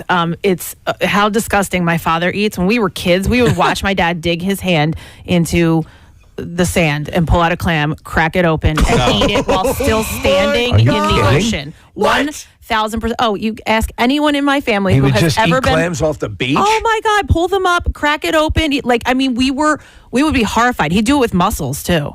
What do you do with seagulls? Somebody who's doing that. Hand me that seagull. Somebody who's doing that is not really enjoying it. I think they're just doing it for the shock value. You know what I mean? Yeah, but it wasn't like it was a big crowd. It was us. It was the family. Oh my God! I could sit here and all day and eat these. Is there a risk to doing? I mean, obviously, that's where they're coming. That's where they're coming from anyway. Yeah. But is there any sort of right? I mean, is there a risk? Preston, I think he enjoyed it. I would watch him. I remember. I can physically see it. He would take another shell. He would scrape it out, make sure he got what at the time for me looked like snot. Yeah. And he would scoop it into his mouth. And I could see your dad doing that just like out of boredom. Like he's standing in the ocean. He's like, oh, here's a clam. I can eat this. If people would fall asleep on the beach, he would eat them. Hey, Preston, by the way, which type of clam chowder did you have this weekend? New England. Okay. I'm a strictly New England guy. Yeah. What are the variations? What are the others? Manhattan clam chowder, which is more of like a tomato soup. I think that's what I had. Yeah. I like the creamy clam chowder. You know what's not bad? I'm sorry, is Campbell's clam chowder. Haven't had that. It's pretty good. Okay. Marissa? I'm going to recommend to you guys the next time you're heading to the shore, go the back roads and shoot. I forget if it's on 55 maybe, but there's a place called Sweet Amalia's, and they actually have an oyster farm somewhere in like the Cape May area. It's the best Manhattan clam chowder I've ever had. Okay. Are they free range oysters? They are right off the coast of Cape May. Okay. All right, we'll have to try that. So anyhow, I'm going to double back a second here, and Kathy's dad reaching into the ocean and pulling out a clam and breaking it out and eating it in front of people might be mildly embarrassing if you're a kid. It's kind of what I wanted to focus on in this particular conversation. There is a news reporter, and he was on location, about ready to do a shoot, and I guess I don't know if he's fairly new or whatever, but he and the camera person are setting up. And this was in Ohio. His name is Miles Harris, and he was prepping for a live segment, and all of a sudden he's chatting with his cameraman, and they're rolling. They're not live, but they are rolling. Right. And his mom drives up. Oh, my God. And I have a clip to play of this as his mom rolls up. Here we go. Is it cousin? This is my mom. Hold on. I'm trying to work right now. You over there calling my phone. This is D'Angelo. You can say hi. And don't be holding up traffic because you got cars behind you. All right. Did you record that? Hi, baby! I love it. I love it. That's very cute. It's so cute. Proud, though. And so I thought maybe some conversation about when your parents would embarrass you, your mom or your dad. And God, there's the world is rife with stories like this. So not exactly like this, but my mom does this thing. I finally had to tell her, please stop. What? Yeah, so I've told you guys about this before, but it's and especially when she would visit here, come here to visit me, and say we go out to a restaurant, and the server comes over to the table and is just doing their job and taking our order, and my mom will go, "Oh, do you listen to the radio?" Oh, right. Oh my God, my son is on the radio, and I'm like, "Oh no, please, Mom, don't." You know, and I wouldn't say I'm not her son. Yeah, I wouldn't say it then and there, but I'm just like, oh, no. Yeah. But it's because she's so proud. Yes, it's because she's so proud. Like this mom stopping by. Totally. My son is on the radio. Could we have a price consideration because of that? It's just she wants to hear free clams that other people, listen to her son or whatever. Except for the server. The hard time, the thing that I can't quite get to them to understand, because my sister would do it too, but my mom specifically, is that, listen, yes, we have a very popular radio show. Not everyone listens to the show, Mom. And if this person has never heard of me, you have officially made it very awkward in this moment for me to go, I do a radio show. Yeah. Yes, we're on it. Oh, I've never heard of you guys before. Okay, that's great. Cool. I used to listen sometimes. Sorry, I don't listen. Yeah. Or like when they have to pretend like they do listen. Yeah. You're like, I've heard of you. And I always say, and then you end up, it's okay. It's absolutely fine. I know, but the damage has been done at that point. Yes. And it happened over and over and over and over again. And you finally said something. I did. I'm like, you guys, you can't do this to me. You can't do this to me because it can be very embarrassing. A good way to nip it in the bud is when the waiter comes over, you jump out first and say, I'm going to put my mother in a very bad retirement home. There's a TikTok mom who drops her son off to school every day. He's a teenager. He is in high school, and she brings a megaphone. And every time he gets out of the car, she yells, "I love you." Why would she do that? Because she's a TikTok mom. She wants to put on TikTok. But like now it's become this thing. And the kid just looks at her. He's like, "Mom, not today. Not today, Mom." And then you see him. He like gets out of the car and runs. But like you can see the other kids at the school. They know that like Mom's going to do this. But just this simple like I love you or a hug and a kiss at a certain age can be embarrassing. It's like into the Spider-Verse. Yeah. It's a great scene. And he's in the squad car and on the intercom going, I love you. Say it back to me now. Say I love you. And you know what? He wouldn't have done that if his son just would have shown him a little bit of affection in the car, in the privacy, just between those two. And so he had to teach him a lesson. There's a great Modern Family segment where the mom is with the daughter, and she's breaking away to get with her friend. She just wants to dump the mother as quickly as she can. And so the mother's like, I don't believe this. And she goes, don't forget we're getting a training bra for you later. Here's a text that says, I used to practice law in Bucks County, and a DA's mom would come to watch his criminal trials. We're talking about a man in his 40s here. Oh, that's great. And mom would show up. Marissa? Preston, I just want you to tell Gloria that my mom has picked up for where your mom is. No kidding. Man. She will do that? And I'm not even on the radio. I'm behind the scenes of your show. Well, Marissa, we got a text. It says Marissa's mom did that to me at the thrift shop she volunteered at. It was sweet. That's great. She just has that look and she goes, do you listen to the radio? Oh, yeah. My daughter works with Preston Elliott. But I will let you know that every mailman, every barista, every person who shopped at the hamper shop, it's no longer open. They listen to this show. So thank you all. Hey, I wouldn't mind as long as I'm not around. If they want to, if my mom wants to do that and set herself out there, that's fine. But when I'm sitting right next to her, it's just like, I'm sorry, I don't listen to that low-grade entertainment. You guys should embrace it. Barbaric, imbecilic show. I'm an NPR person. They might throw that at all things considered. Yes. You have to embrace your parents doing that. My mom, remember when my mom said to me one time, like, do you think you'll look for other jobs? I was like, I don't think so. So what, this long into the career, so what is your fallback plan? No, I'm all in on this right now. No, but I will sometimes, she's like, so do you, you still like them? Do you guys all still get along? Yeah. I'm like, it's been 20 years, Mom. I think we're good. Let me go to. It seems volatile. Let me go to Susan. Hi, Susan. Good morning. Hi, good morning. How are you guys? Great, Susan. What's up? So my mom taught at the high school where I went, but before that she was a sub, and I remember being in 8th grade and walking in, and she was my sub, and at the very start of class, she's like, does anybody know my name? And everyone's quiet, and I'm just, like, mortified. And she's like, how about you, little girl? Do you know my name? I'm like, yes, it's Mom, but you guys should call her Mrs. Freeland. Susan, we had a similar situation. I remember years ago clearly, but it wasn't like the sub was in for like a day or two. She was our teacher was sick or giving birth or something, so she had her mother teaching us the class for about a month and a half. Wow. Yeah. Oh, God, no, mine was only a day. That's goodness. It was so awkward. All right, thank you, Susan. All right, thank you very much, Marissa. Case, I just went to the bathroom. I washed my hands. Me too. Yay! So if you need me to explore you digitally, Okay. it'll be nice and clean. Perfect. So, hey, over the weekend, a lot of great stuff was taking place entertainment-wise. We had mentioned this briefly in the entertainment report earlier. Most of us here went out and saw the Fantastic Four movie, which was, I loved it. You loved it too, Steve. I know that.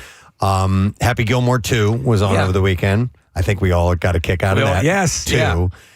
I have an admission to make here. I saw a movie that I was long overdue to watch. I was surprised to hear that you made time to do it. I actually watched The Big Lebowski for the first time this weekend. It's just one of those movies that's just, for whatever reason, I never really got around to doing it, and I finally watched it. We were talking about the it was my son's idea, by the way. Good idea. Yeah. The topic of, like, Casey, what did you just admit? You've never seen Spinal Tap. Never seen Spinal Tap. So those things that you're sort of loath to mention in mixed company. Totally. Because, what happens is you think you know, I've heard all the pop culture references. You were reeling off things that you know about Spinal Tap without even seeing the movie. Right. And so you're like, it's like, you know. And I knew, like, Shut the F Up, Donnie, and Market is Zero, and Nobody F's with the Jesus, and I knew all these lines. Right. Just never saw the movie. Yeah. So I finally saw it. So what'd you think? I liked it. It was, and listen, it's Coen Brothers. I love their style. Was it too pre-legend before you saw it? It wasn't, but what it was mildly confusing to me at the end. Yeah. Okay. Trying to figure out who scammed who, and I was a little bit, at the end, I'm like, I'm not, that's the end of the movie? I was like, wow, okay, I'm not 100% sure I know exactly what happened. You know what's weird with a movie like that is because it took you for so long to see it, right? Like everybody else, you're playing such catch up because everybody else that has seen it usually loves it and they've seen it 12 bajillion times. Yeah. And you're not going to see it 12 bajillion times. You're going to see it maybe once or twice more, right? Right. So like all of the quoting of all of it, of the understanding of the plot points, the things that are a little bit confusing or whatever, those all make sense only because I've seen it so often. You're just not gonna. You kind of miss that window. Yeah, you know what I mean. Like and so like catching up to that window. Casey, it's the same with you in Spinal Tap. Like you'll probably see it before the sequel comes out, but you're not going to know it like somebody knows it who's seen it for 40 plus years. Right. So the Blues Brothers was very similar. I had never seen that movie, and then we were going to Chicago, and I can't remember if I watched it before or after our Chicago trip. But it was the same thing. Like. I knew a bunch of the quotes, I knew a bunch of the references, but I had just never seen the movie. Were you prompted at any point to go, I've actually never seen it? Yeah, and I think it was when we were Ubering and somebody had pointed out. It was not a clothespin. No, there's this big statue. It's a work of art. Yeah. The Picassos. Yeah, that's where they got the Picasso, right? They reference it on The Fugitive as well. That same plaza. Yeah. Yeah, but no, it was cool. It was my son's idea, and I was like, we'd already had a great day, and I'm like, absolutely, I will watch that movie, and had a great time. I have to bring up, because The Hunting Wives, we had Katie Lowe's and Adam Shapiro in on Friday. It was a great interview. They were wonderful, and I saw it. I watched the first episode just to get a basic understanding for the interview, and I was like, oh, I like this. And I'm like, this is going to be very much like Desperate Housewives. Well, it's like Desperate Housewives on acid. Like it is. Yeah. It is off the charts. And you have people like Brittany Snow, who's pitch perfect. I mean, Preston and Malin Ackerman. Yeah. Everyone. I mean, there is tons of stuff. I don't want to. Molly gets naked in the first 5 minutes of the show. Nudity. There's so much going on. I almost want you to experience it because it takes. It dives robustly into going so wrong so quickly, and everybody is doing all sorts of effed up stuff. But it is at its core, it's a murder mystery, which is really cool. So, how many episodes? 8. Okay. And we buzzsawed it. Like we did like 5 in one day, and then the couple before that. But it's like we can't stop. Right. It's one of those things that's addictive, and so I think this is. Everyone we talked to had already watched a lot. I was texting Kathy yesterday about it. She buzzsawed it. Yeah, as well. I saw her on Sunday, and she was telling me about it. Yeah. It's just crazy. Yeah. Again, and we see a lot of crazy stuff, but I mean, there's. I just watch it. Right. My recommendation is to watch it and just watch what happens, because I thought it was at one level, which would have been good enough, but then it descends into like. There are a cavalcade of what the F moments. It's on Netflix? Netflix. Okay. Yeah. And I mean, it's apparently from a book. I wonder if they said they changed some things. Katie Lowe's was telling us that they had they changed some things from the book, but holy hell, it was kind of a mind blower. Nick, I know that you hop on and off the Netflix train. Are you currently off the train? I'm off the train right now. Okay, so that's why you haven't seen Happy Gilmore either. Yeah. Okay. Well, also, I was super preoccupied this weekend, so I didn't see Fantastic Four. I still haven't seen Superman, and I haven't seen Happy Gilmore. So everything you guys are about to discuss, you were seeing Dave Matthews. Woefully behind. I saw something you guys didn't see. I saw 2 Dave Matthews shows.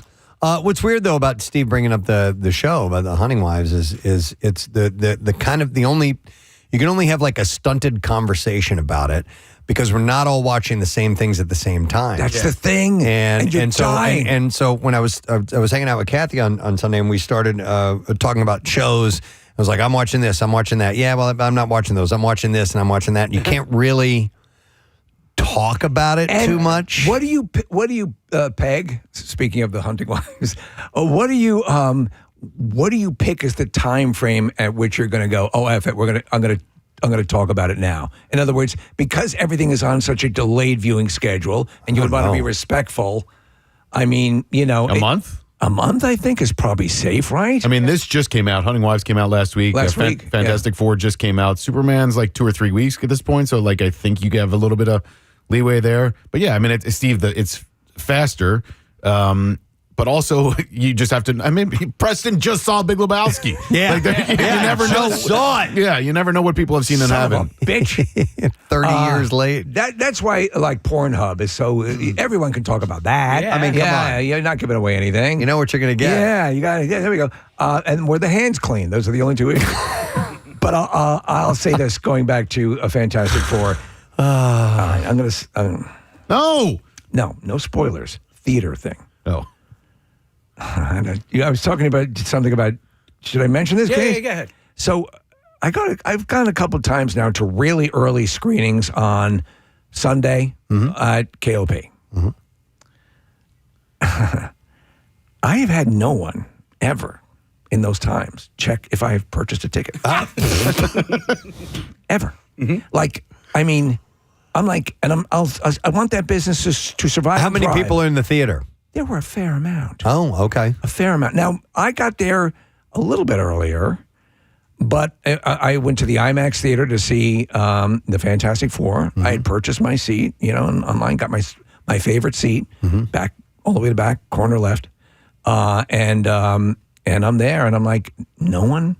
In fact, when I went to see Superman 4DX, I actually had to go out and say, where's my 3D glasses? Right. Like, but I mean, I never had anyone check at all. And I'm like, is it just that they assume that you've pre-purchased online, or because the doors are open, you could walk in? You can walk right in. And I'm saying this as a warning, or at least some helpful advice to the Regal movie chain. Maybe have someone say, hey, did you purchase anything in relationship to your experience Are today? there other places like that where it's like... Well, we talked about walking out of an airport with someone's luggage. Right. I mean, maybe you want to check that. you know? Are there other places like what? What are you saying? Where you need to. What's that? Where nobody checks. Where no one checks. Where nobody checks. Yeah. I mean, have you gotten so cavalier? Well, I was at 2 concerts this past weekend, and venues can vary from place to place as to like what sections you're allowed to walk into. And in case you know this from going to Phish shows, like the later the show is, the less security is stringent upon where you're sitting. Right. So like, if you have a lawn seat to a Dave Matthews show or a Phish show or whatever, in Camden or at the Man, eventually you can kind of wander your way down. I think the same is true for a lot of sporting events. Like you can find better seats as the event goes along. No, you're right. So you're done. You're way up. You're done finger blasting. You're going to head down to the lower levels. Yeah, finger blasting is like 4th inning or earlier. Yeah. In fact, there's the song. It's earlier? I don't know. The stadium song for finger blasting. There's no logic to what I just said. But I mean, listen, again, we know we want the movie theaters to do well. Yeah. I would suggest, and mind you, I think you'd want to have someone checking. Yeah. One person. Yeah, Marissa? Do you guys remember when we had security guard Gary on? That he was the guy that clotheslined. Oh, yeah. Yes. He told us that he knows when you're moving down to the seats. Mm-hmm. Like it's part of their job. They know what seats are empty. They watch you kind of creeping and like checking in on it. So if they let you sit there, that's a thing. But I think about this all the time with mobile food ordering. Yes. You can just walk into any place. And that is true. That's grab another it. they don't check. No. Because I use the Wawa app that's how I get my regularly, and I'm just walking. I'm like, not one person has asked me if I am indeed me. And That's I'm just a good point. Grabbing my bag and going. It's why I always say thank you. I try to make eye contact with somebody. I'm like thank you. Thank you for the free food. Yeah. Thank you for the food I didn't purchase. Well, love you. Yeah, because there are some places where, like in the city, where they don't do that. They don't just leave it out. Like you actually have to come and claim it first. Yeah, you can kind of tell when it's become a problem because they will move the mobile ordering area, or they will check, or they'll put somebody stationed near it. Yeah, Marissa, and one of the Wawas that I frequent, there's a rack right there. I mean, it's kind of near the front. You could grab it, and I don't ever see anyone checking it. Trust system. Yeah. Somebody texted and said maybe they don't need to check your tickets since everybody has pre-picked their seat. So if you're in someone's seat, you'll get told on, for lack of a better. But that doesn't count. No. That's not going to work every time. But you also... I was at an 8:30 screening on a Sunday morning. But also, you can find out which seats are taken and are not just by going on the app to, quote-unquote, purchase a seat. And then you can see which ones are open and which ones are not. Yeah. Yeah, as you're going through the selection, before you pay, you normally have to pick a seat, and you could see which one is available, right before the movie starts. Get in there and full-on scam. What a nefarious world we live in. Oh. It makes you think. Did you ever used to, when you were a kid, stick around for the another movie? Oh, the next movie? Yeah. Yeah, most definitely. Or just go to another theater. Go to another theater. Yep. Yeah. Down the hall. I did it once, and I felt so bad about it. Really? Yeah, I felt like I was, I don't know. It felt wrong. I felt dirty. I took a flight not too long ago. I think it's when I went out to Salt Lake City, and there was a gate agent, and she was chatting with people, but she didn't scan our tickets. There was a little kiosk past her, and you scanned it there. So technically, no one was checking to see who got on the flight. That blows my mind. That one blew my mind. You had the story recently, Preston, was in the Bizarre File about the woman who stowed away twice, or had just walked on a plane. Yep. How does that happen? I don't know. Oh, and then that gate agent had to actually come onto the plane later. And she came to a seat. It happened to be right near me. And she's like, I forget the person's name. She's like, Timothy, you didn't scan your ticket. Timothy. And the guy looked up, and I think he had a family, and they forgot to scan one of the kids' tickets. But it was pretty wild. I mean, she tracked him down. She knew which row the person was that didn't scan it in, but it was kind of freaky. I don't know if it was an understaffing issue, or if that's just the way they did it. It was an airline I don't fly frequently. Okay. By the way, here's a text that says, Ween, the group, has a song called Finger Bangin'.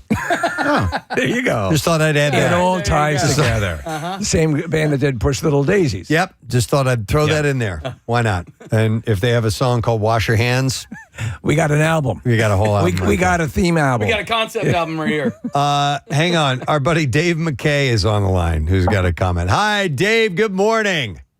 Hey, well, good morning. Hey, what's up? I love you guys so much. Thank you, Preston, Steve, Marissa, Nick, Casey. You are the best. I love you guys so much. Good morning to see you, Dave. Getting on this topic, I started working for the Philadelphia Phillies in the Wells Fargo Center about 4 years ago. And as far as checking tickets, yes, they're very strict with checking tickets, making sure people where they're going to be where they're supposed to be. So, but I mean, in a large stadium, no matter how much someone says they're keeping an eye on everyone, I don't think it would require too much effort to elude, and maybe I'm wrong, to move to seats that aren't yours if they're vacant for a while. Do you agree with that? Well, Steve, here's how it goes, man. I mean, basically, you got to check tickets when they come into the section. Make sure they're where they're supposed to be. Now, I have a little leeway at Wells Fargo. If there's some empty seats and it's halfway through the show and somebody's like maybe 20 rows back, you know what? I have the option to move them up, and I've done that in the past just to make people's experience happy. You know what I mean? Yeah, sure. Yeah. Oh, that's nice that you can do that. Oh, without a doubt, man. So I love you guys. I won't take too much of your time. All right, thank you, You guys are the best, and I'll talk to you soon. All right, see you later, man. He's always very up. I like that about him. He is, definitely. Well, I didn't know that. I have had occasions where, you just kind of stroll in and it's like, I guess I'm helping myself now. Right. So, go behind the counter, bucket of popcorn. Yeah, sure. Why not? You know what? I have a question about that theater in particular. Okay. It's my favorite theater. Yeah, King of Prussia. On the main side, before you go into where the movie theaters are, there's a concession counter. Yeah. On the other side, there's also a concession counter. Yeah. That's supposed to be for, I think, users of an app where you get special service or something like that. I tried to sign up for it. Dude, nobody is ever there. I've never seen anybody working that side of the counter. I originally thought where you can get concessions on the side where you enter into the theaters. They explained it to me, and I misunderstood initially. I thought you would place your order on the one side and go around if you were doing something more. When I saw Superman, and the amount of food that you can get is crazy. There was a wonderful family, a couple rows up from me, super nice, very respectful, but they had, Preston, a chain of people working at the theater, bringing in the most food I've ever seen in my life. Wow. Like one after another. To the same family. And by the way, this is the 4DX theater. Oh, wow. Which rattles your goddamn molars out of your head. I'm like, you picked the wrong, especially for Superman. And I wanted to remember to take a look at the floor to see how much food actually ended up on the floor. But it was the most food I've ever seen consumed by a family in a theater in my life. And all sorts of food. Press, that side of the counter you're talking about has a bar. Yeah. And so they definitely, that bar is always open. Is it? Yeah. I've never seen people. Maybe it's the time of day that I've gone there. Well, it's early Sunday morning. Matt, what could be more depressing than being a day drinker at the Regal Cinema? Right. You're definitely on your own on that one. Well, you're kind of on vacation. I went on for a bike ride yesterday, and I just was kind of taking note because I left at like noon. The amount of people I saw, beer in hand. When I was riding through. Yeah. So sometimes the weekend. Yeah. So it was Monday, but Monday. Yeah. Hang on. So Jessica has a tip for getting better seats. All right. So that's always good. We're going to go to her, and she just hung up. Oh, damn it. But she was going to essentially her comment was be nice to to ushers and security. Right. And sometimes they will give you a little bit of love and move you up to a better spot. I've never done that. I've never sat in seats that weren't mine. Right. I know some, I don't know. I don't know why that I always feel like for some reason, I'm going to end up in a federal penitentiary if I go 2 rows up. Oh, you mean like moving without permission? Moving up without permission. I've only done it when places are totally empty. Yeah. For the first time in my life, I was lucky enough to have pit tickets for a Dave Matthews Band, and I got to go on Friday night and Saturday night. It was unbelievable. I've never been that close for one of the shows, and I felt incredibly privileged and really, really lucky to be up there. But you guys know the security guard, Joel. Yeah. He's been at Camp Out for Hunger a bunch in the past, and Joel does an incredible job at the venue in Camden. I've seen him work at other venues as well. Steve, that dude, like, he's eagle eyes, and he's so fast. And I saw a couple of people like trying to sneak past him, and he's like real polite about it, but also super firm. Like, you're not getting past that guy if you're trying to get into the pit. There's an art to it. Yeah, there is. You know, to being that eyes on. It's like my brother was Secret Service for a number of years, and you've got to have that it's kind of a gift to be able to isolate and I would things would just collapse around me if I was in any position where I had to oversee stuff like that. Yeah. I'm not that smart. Nick, I want to ask you how your experience was in the pit, but before that, let's hear Finger Banging from Ween on the Preston and Steve show. Here we go. Oh, this is from the Dean Ween group. So the Dean Ween. Oh. Hang on, here we go. Finger banging. Oh my God. Come on. It's a Ween side project.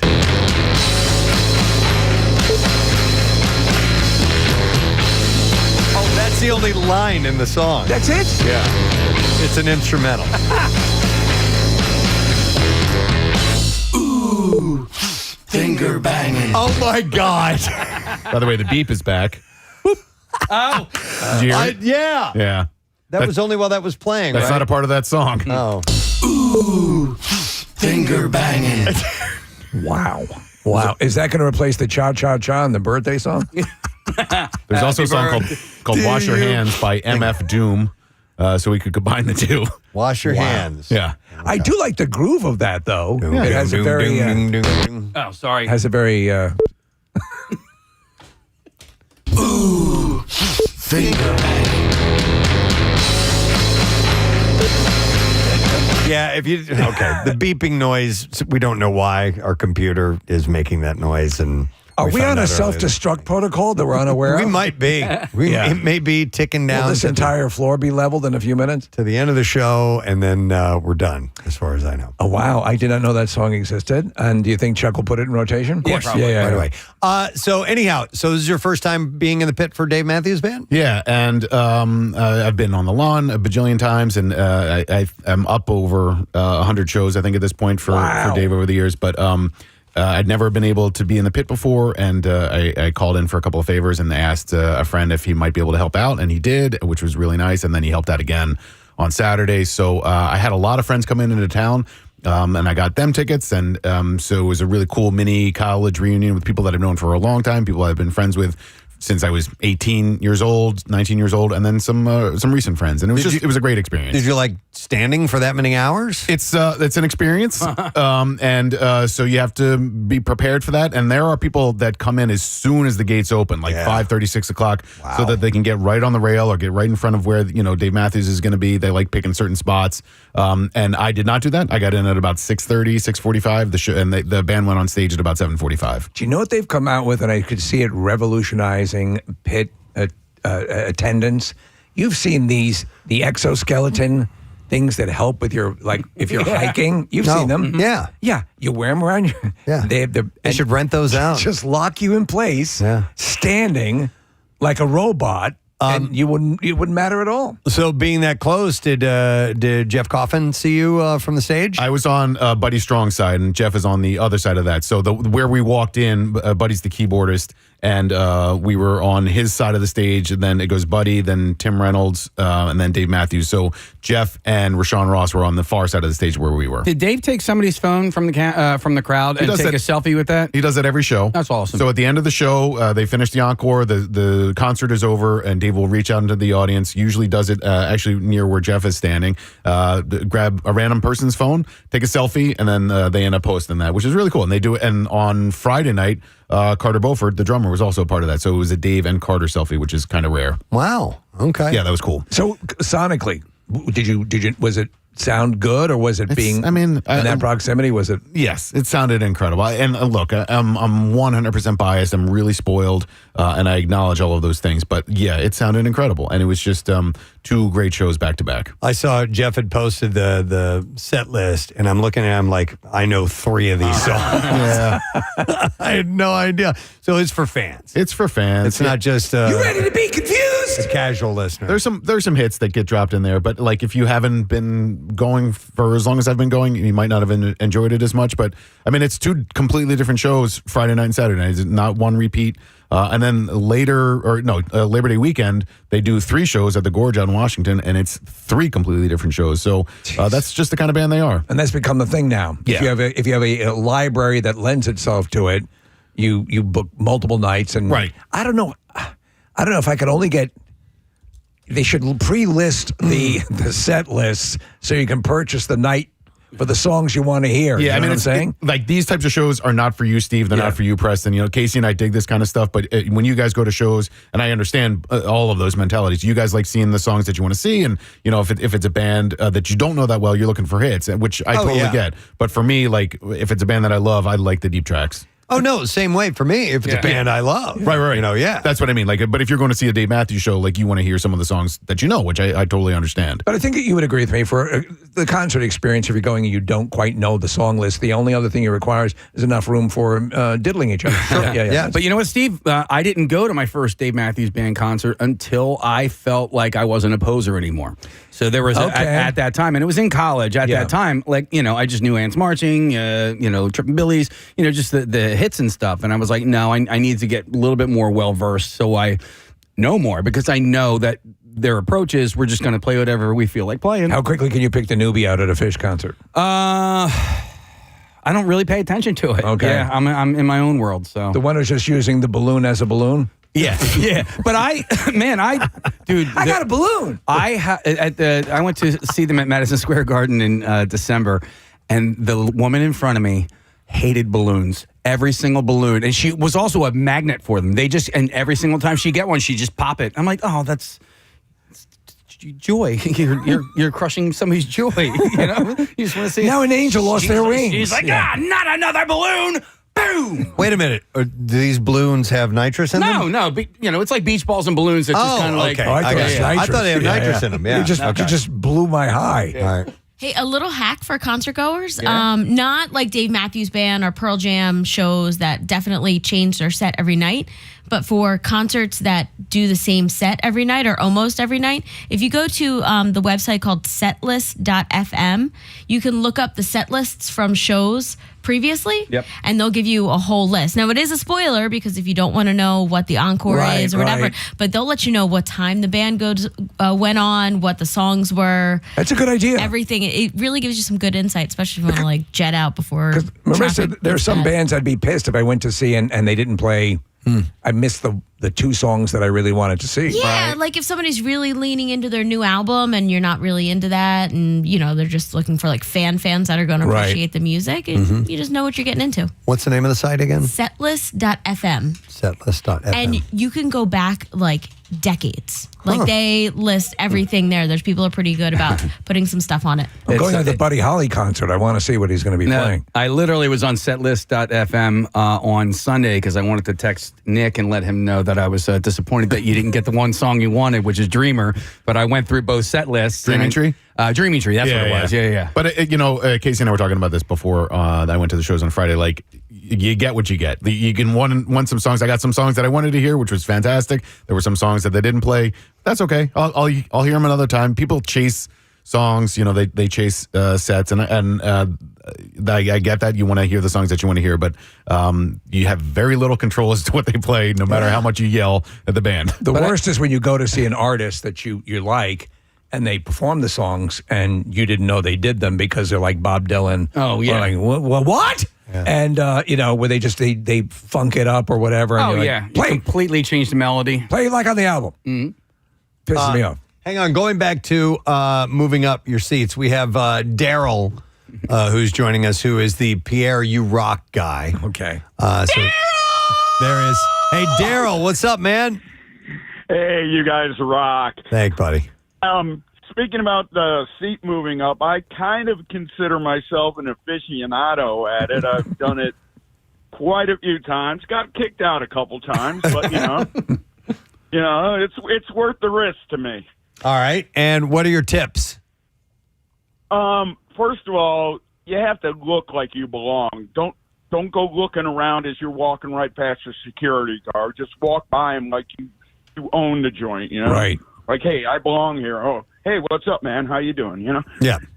And second will be just and if you're at a venue, let's say like the Met or something, just talk to the security guys during the break or before the show.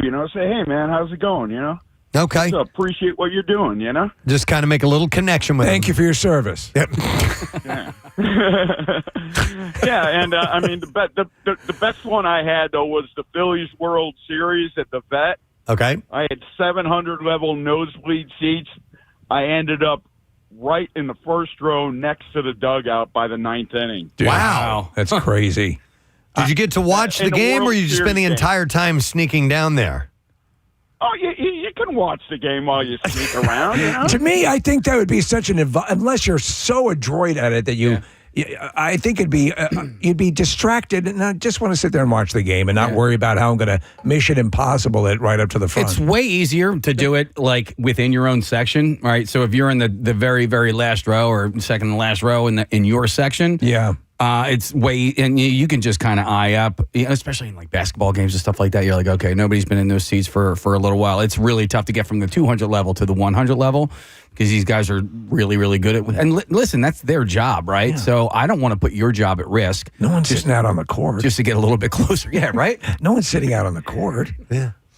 There's space out there. And one other one is I think it was an MM barbecue.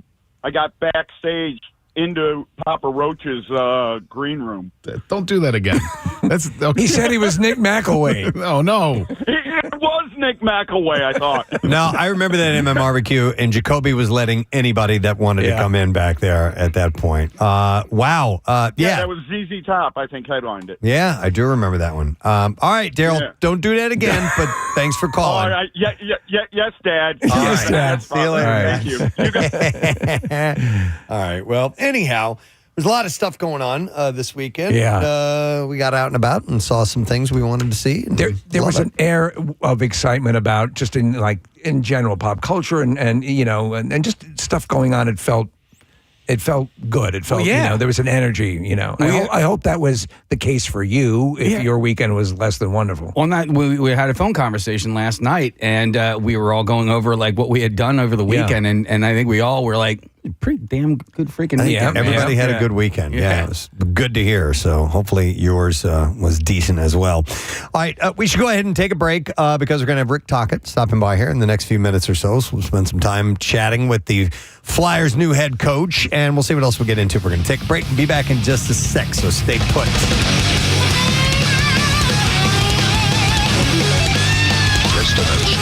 Right, time. So I would go Stink is in the name. get something like a tissue or whatever. Yeah, to get 'em. yeah. Now I grab them with my hand and throw them outside. You know what I mean? Yeah. Because they don't bite or anything. No, right? they don't bite or anything, but still, they're, They say though, like if you can flush them, or because if you crack them, the pheromones, that also attracts other stink bugs. I throw them outside. Well, I mean, the look of this thing, though. Come on. It looks terrifying. It looks terrifying. I would not be okay if I found this anywhere near me.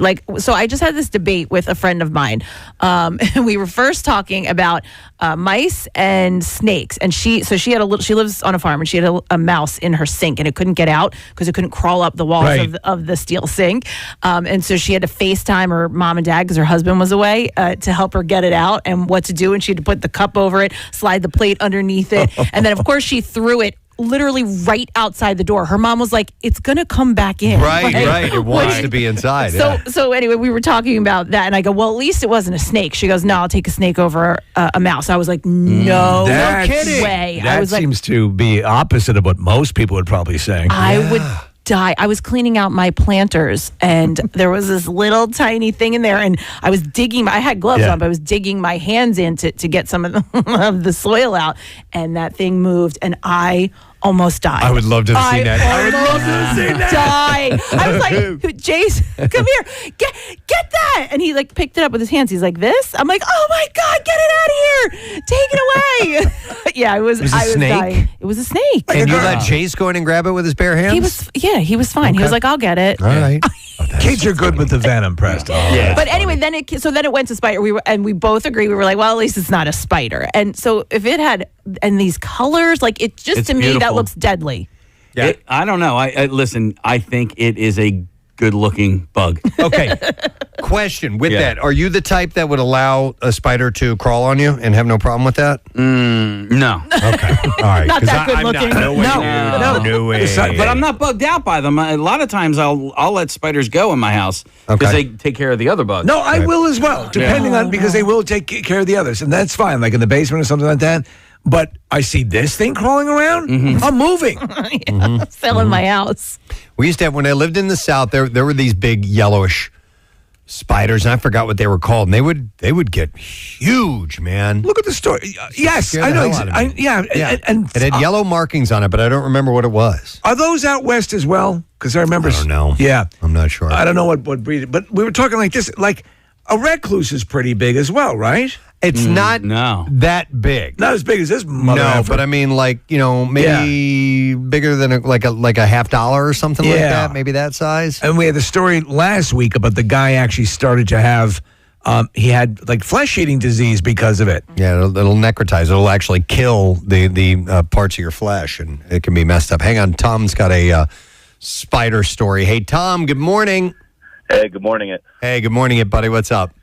Hey, so I work in New Jersey. I'm a meter reader for a utility company.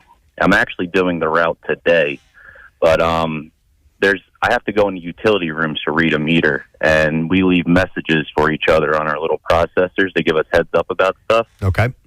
And I come up to this route, and the message says Spider Cave, and I am just like, oh no, I'm just Spider Cave. What am I getting into? So I find the utility room. I open the door. There is a ton of cobwebs and spider webs everywhere, which I'm used to. I start kind of cleaning up the webs to make my way to the meter, and no joke, about 5 or 6 spiders drop from the ceiling. Oh.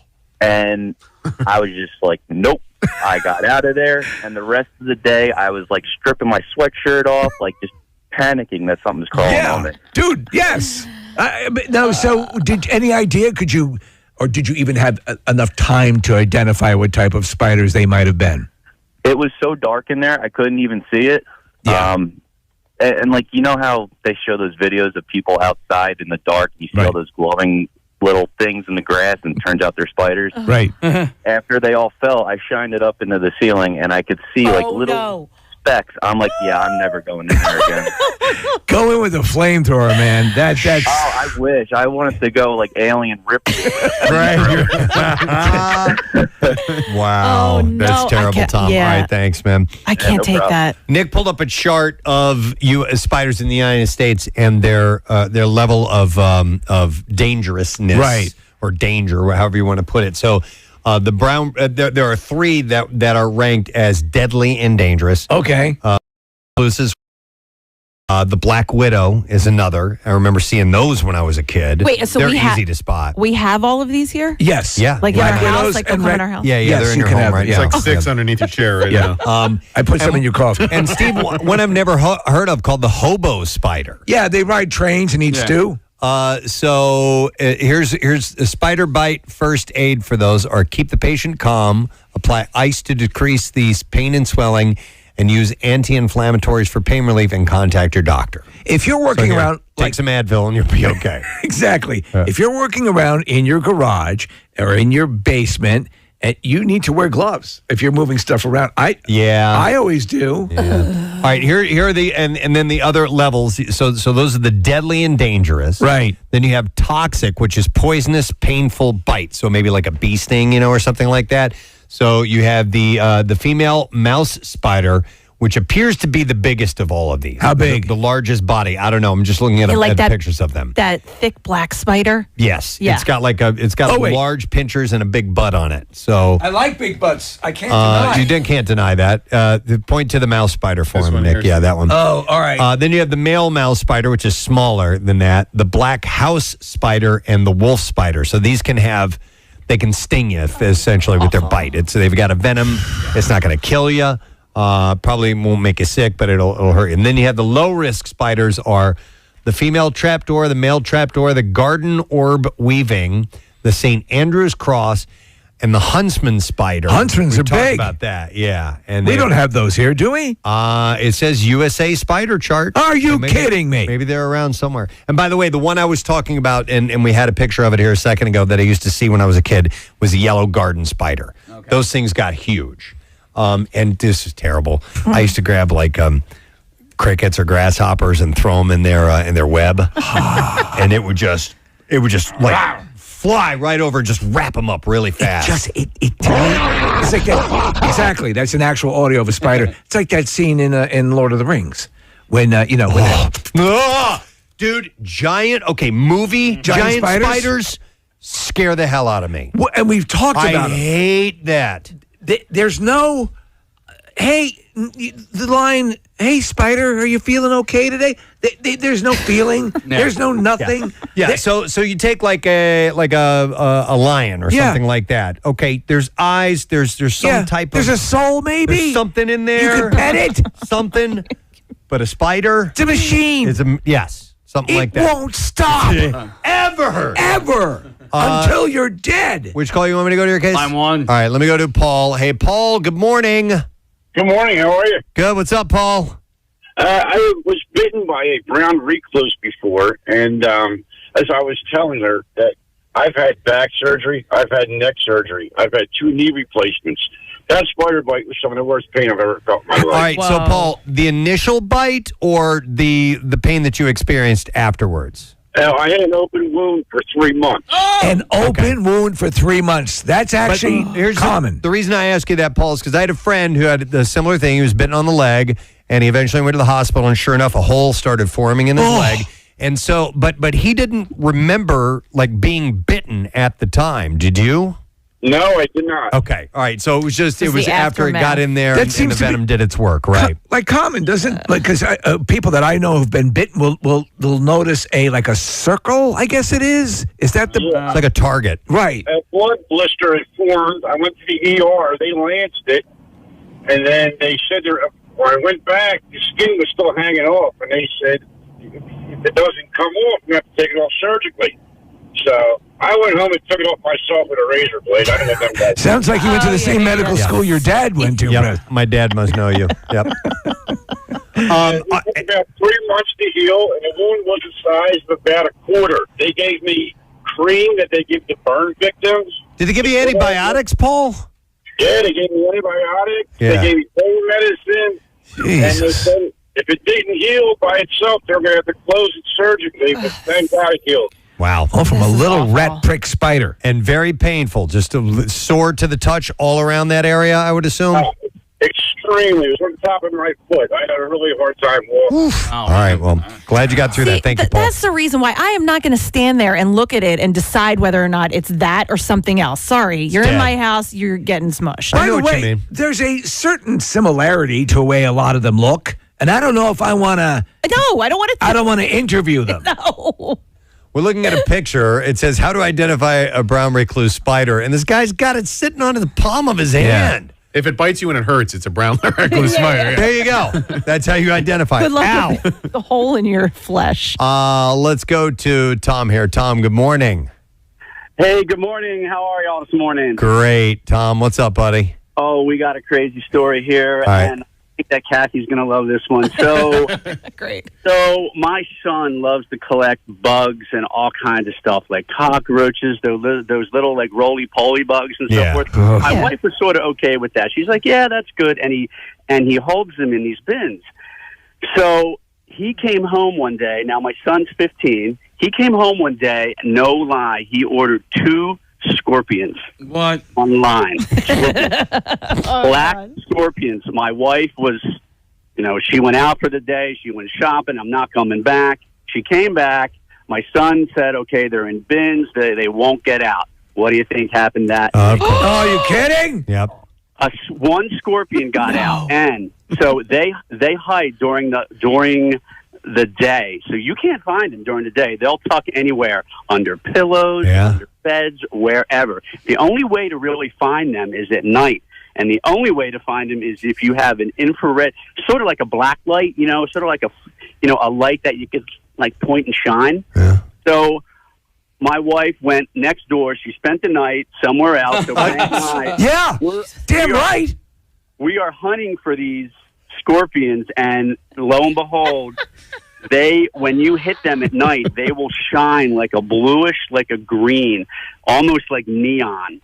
So my wife was about ready. We found it. We put it back in the bin, and my wife was about ready to put the house up for sale. So let me ask you: a black scorpion. What are the what's the data on these? Are they venomous, or what's the story? They are, but they won't kill a human. Mm-hmm. I'm not sure because your wife didn't care. Yeah, it doesn't matter. I wouldn't care either.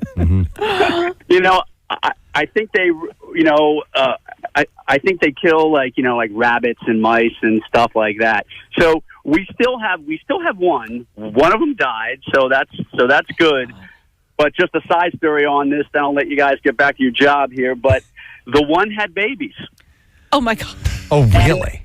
And when they have babies, these things are like translucent white, and there was about 75 of them, and they stay on. Oh my God! And they stay on top of the mother.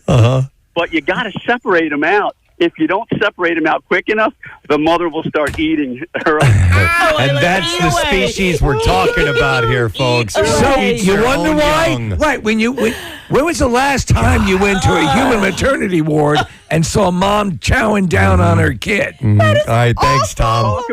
Talk about horror stories. This is what nightmares are made of. That's great. Thanks, man.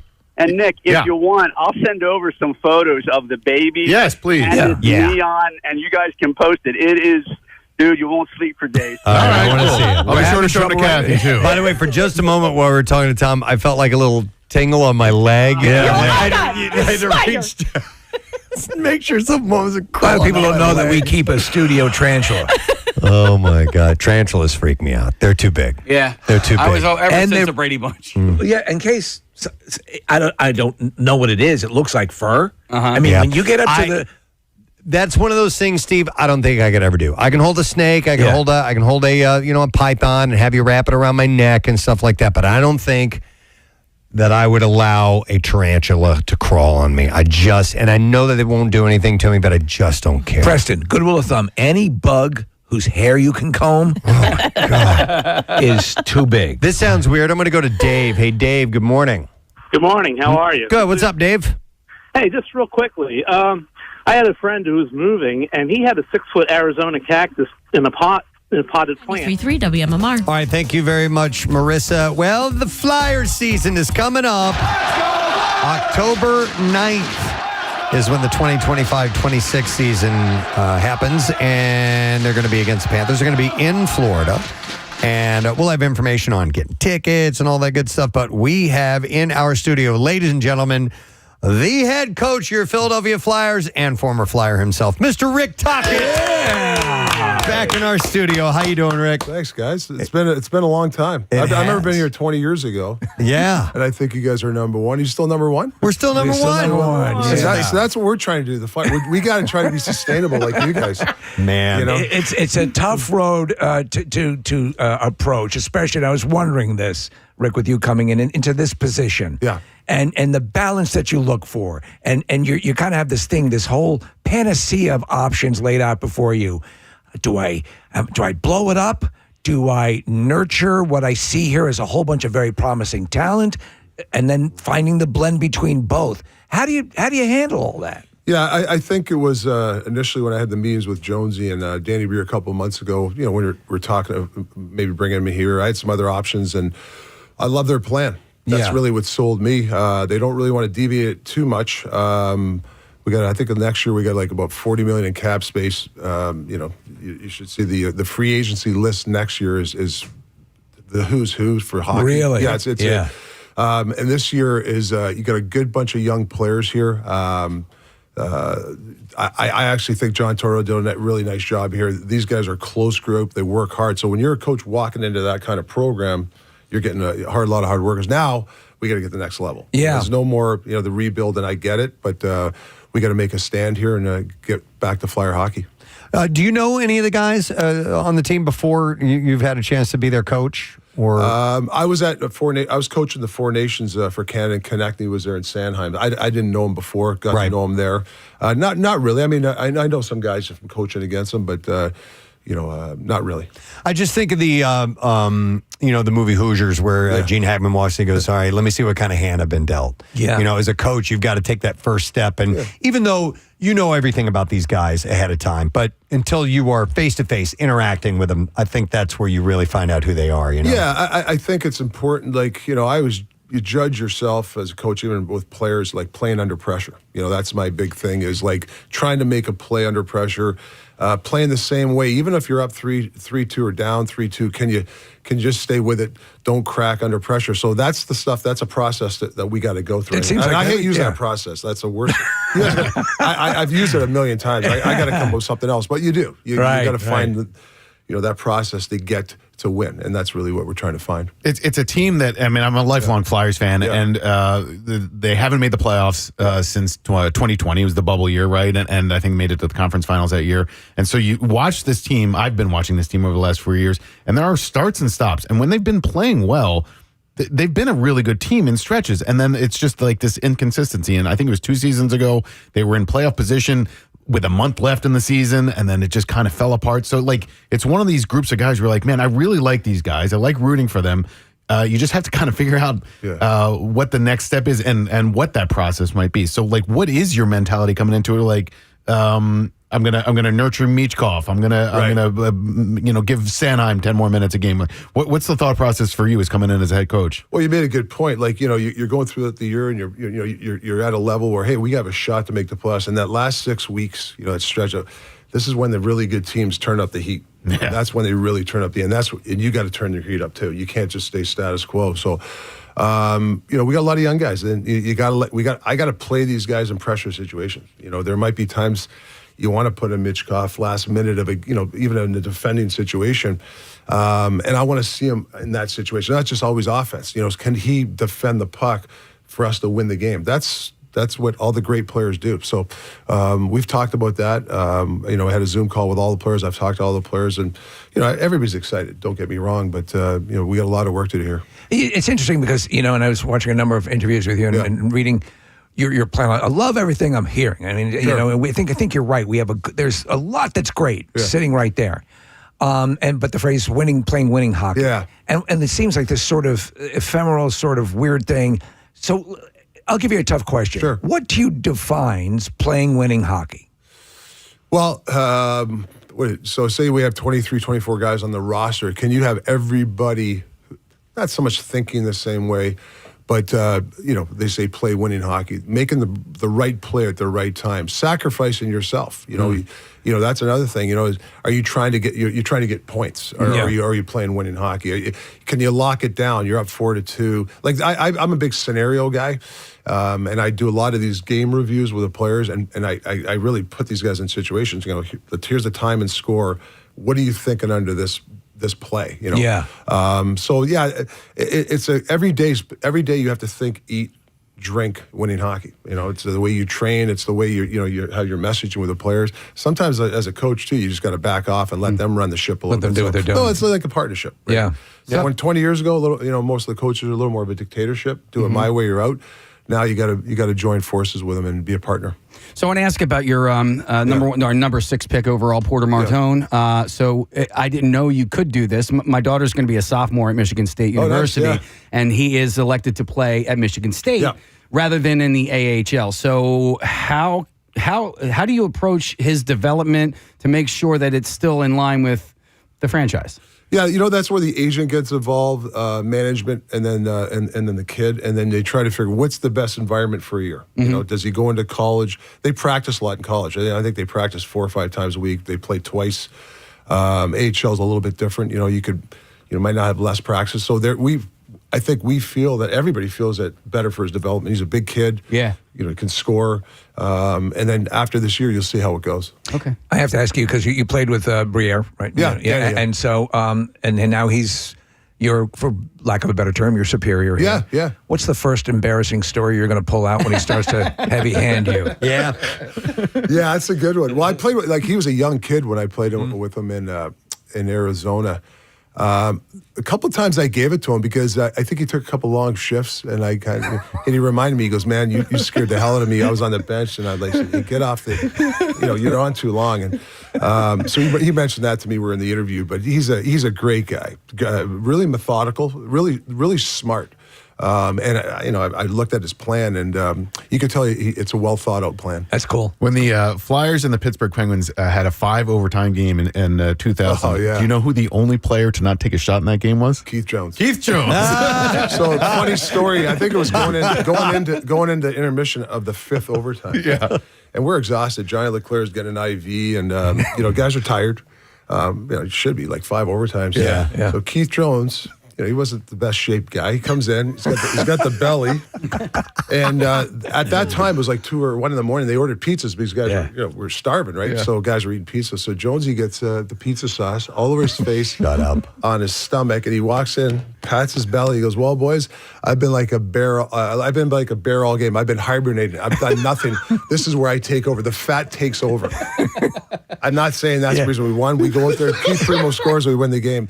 Those are the moments, though, I remember as a player. I love those moments. Just those funny moments in a pressure situation. Yeah. That's we lose that game, we're down 3-0. So you ever throw that at these young guys now in the locker room? Back in my day, we had 5 overtimes we had to play.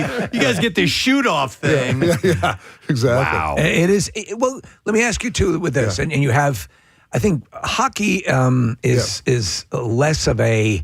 Oh, there's the showboater. There's the other sports will promote the individual. Individual, yeah. You do get that though, and you want them to be what they are, but you also it is to me it's the sport I love watching the most in person and being there for the energy. It's got to be a team. So how do you keep both those intact because one serves the other? Yeah, it's a tough one. Like I said, it's partnership. I'm not going to go in there. Like the guys love their Instagram and all the TikTok and stuff. So, and I talk to players about this. When we have a big game, we're on the bus, guys are having a beer, and we're all hoot and holler. We win a game. You want to celebrate. Now, guys on the bus and they got their phones out and they're looking at whatever TikTok to see their goal. And you try to make them like, hey, listen, I get it. Have your time with it, but I like to see a little more team stuff, put the phones away, put, the Instagrams, and because they love seeing the fancy goals. Right? Are there actually rules about that? Because you could, if you wanted to, be very draconian, check their screen time. No, I don't want to do that. Okay. One of I think it happened to Mike Babcock, and he got fired because of that. No, I'm staying away from that stuff. Okay. But I can, you can limit, hey, listen, half hour before the game, put your phones away, things like that. Right. I want to meet them halfway in the middle. Sure. I don't want to be that coach, phones in the locker the whole time. You got to pick and choose your rules. Yeah. Right. And the fans don't want that either. Do you know what I mean? The fans want to know that the players are locked in. I think as simple as that. Yeah, but they want to see, listen, we just got acquired this Zegras kid, right? Fun-loving kid. I want him to smile. And, Mitchkoff, they're talking about doing the fancy Michigan around the net. I don't mind that stuff, just as long as it doesn't get in the way of, we talked about winning hockey. Well, that's what I'm talking about. Right. What I mean is they want to know that they're locked in, that they're not tweeting before the game or that they're gramming in between periods or whatever, Well, I mean, I've yet to see on my team, but nobody's going to be tweeting them. Well, it happens in the NBA a lot. Yeah. Rick, we can show you what winning hockey looks like. We have a piece of video that we're going to play here in the studio, and if you're watching on a YouTube channel, you'll be able to see this. but this may look familiar to you. Do we have that ready to roll? This is you. You're fighting. Who are you fighting? Neil Sheehy, yes. Okay, I want you to look at this kid jumping up and down right here. Okay.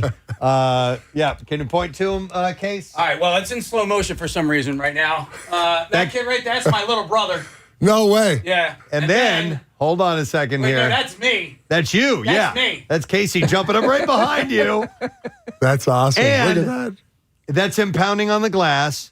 And that was his first ever hockey game. That's my first ever NHL game. So my uncle got tickets. I believe this is a playoff game. That's unbelievable. And so me and my brother and my dad were there. At one point, I don't know if you remember this fight at all, but I'm telling you, like I wouldn't be surprised if you had at least 3 teeth in your fists because at one point you land this punch and you can see it in Sheehy's face. Like he was like, like he took it, like just smacked that right in the mouth, like right by the nose and the mouth area. But man, that's your first game. That was my first game. You're ever. not acting like it's like you've been there before. Well, I played a lot of street hockey, you know. Yeah. And how'd you get down on the glass, by the way? So we were 3 rows up from the ice or from the glass, right? And so the second this started happening, I was like, and by the way, I'm wearing a football jersey. It's number 69. That was the number I picked out when I played football. But yeah, the second that thing came to the glass, I ran right down, and nobody said anything. Wow. Yeah, and you see me. I wish because I'm yelling at the glass. I wish I kill him. Something like that. It was pretty violent. Well, you know that you were talking about getting those seats, like the spectrum back. It seemed like anybody just anyone could go down. Go down. Yeah. Rick, do you remember every scrap you got into? Not everyone, but the memorable ones, or situational ones where the guy took advantage of one of our players. I went, you go after him, or to turn it to tie the game around. Like somehow you try to, just turn the momentum around. So those are the ones I remember. Right, and those are farther and few between nowadays. There was a bit of a switch a few years back where the enforcer took more of a backseat in the role. Do you ever see that coming back around as a major role? Well, if you can find the ultimate player, the guy can play the game, but can also fight. Right. Listen, it's a skill game. You still have to compete, and you got look at Florida Panthers. They're a tough team. They've won the finals 3 times, won the cup back to back. If you look at their team, they're tough. So that's the benchmark, right?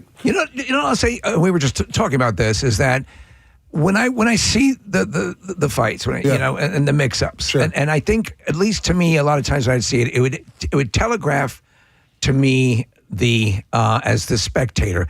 That's the passion for winning. Right. But I think also it's more because you're mentioning how many players are like living here and living, before you came on in the city. Yes. And that also says a lot to a team in an area and to the fan base. Like, this is my home. These are my people. You know what I'm saying? There's a bit of I think all these things telegraph, and it's an essential thing for the fan base to know you're committed to the area and not being, goodbye, I'm going to be away for, Great point. Yeah, and it does resonate. Great point. I just remember growing up, coming here as an 18-year-old, and just the way the Flyers in the communities, the charity events, you were in the community.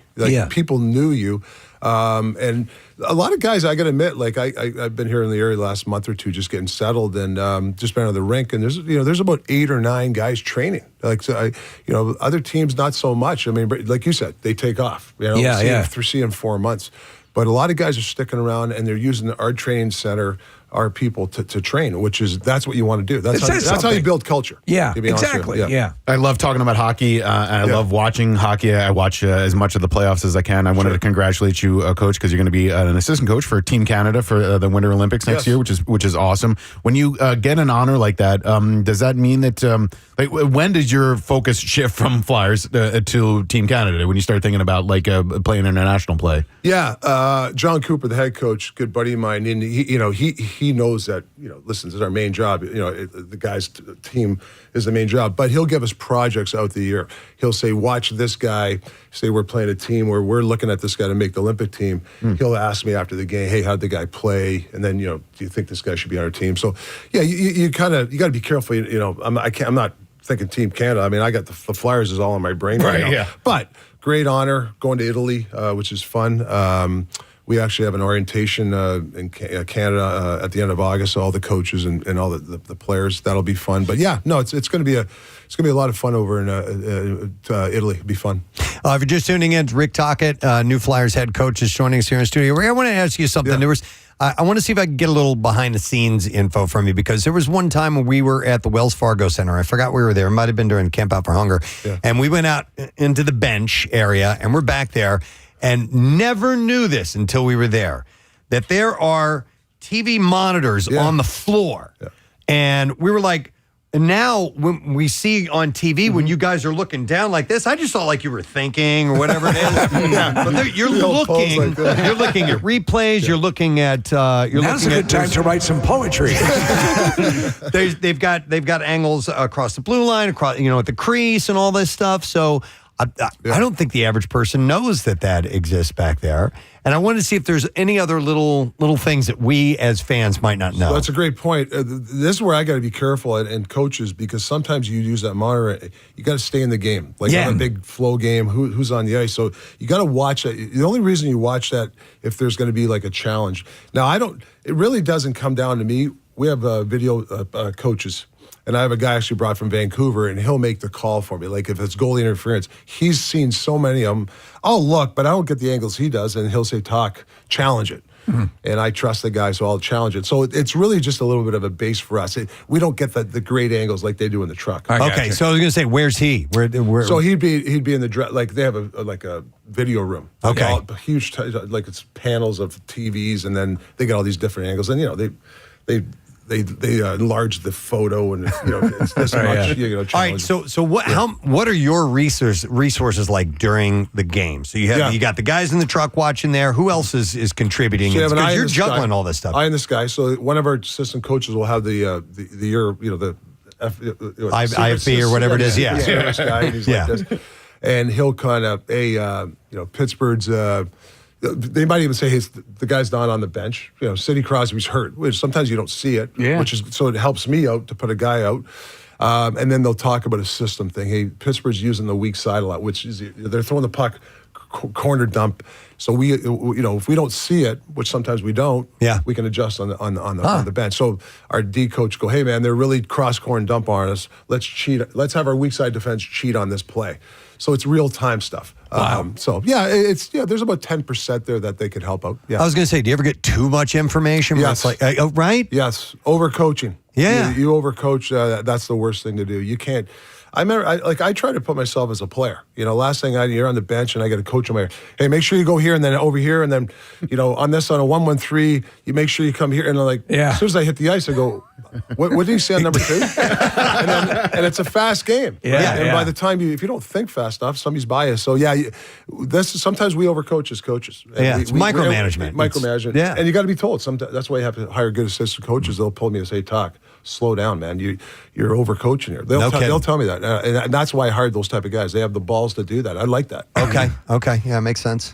We asked Eric Lindros one time who his favorite coach was, and his answer was Roger Nielsen. And the answer was because Roger knew when to kick guys in the ass and pat them on the back for, and he treated each player as an individual, not just as like a collective unit. So I have a 2-part question for you, Rick. Who was your favorite coach when you were playing? And is there any coach out there that you've sort of modeled your coaching career after? Yeah, great question. I have a smorgasbord of different coaches, like Mike Keenan and Scotty Bowman and Jim Shuffle. These guys were kind of old school guys, but you knew where you stand. Like if you're not playing well, they'll call you, and a lot of times coaches can sugarcoat it, and players don't like that. They want the honesty. But I talked to the guys like Craig Berube is one of my best friends. He's in Toronto. I talked to him about coaching. John Cooper, Pete DeBoer, who was with Dallas, Bruce Cassidy with Vegas. So about 4 or 5 guys I talk.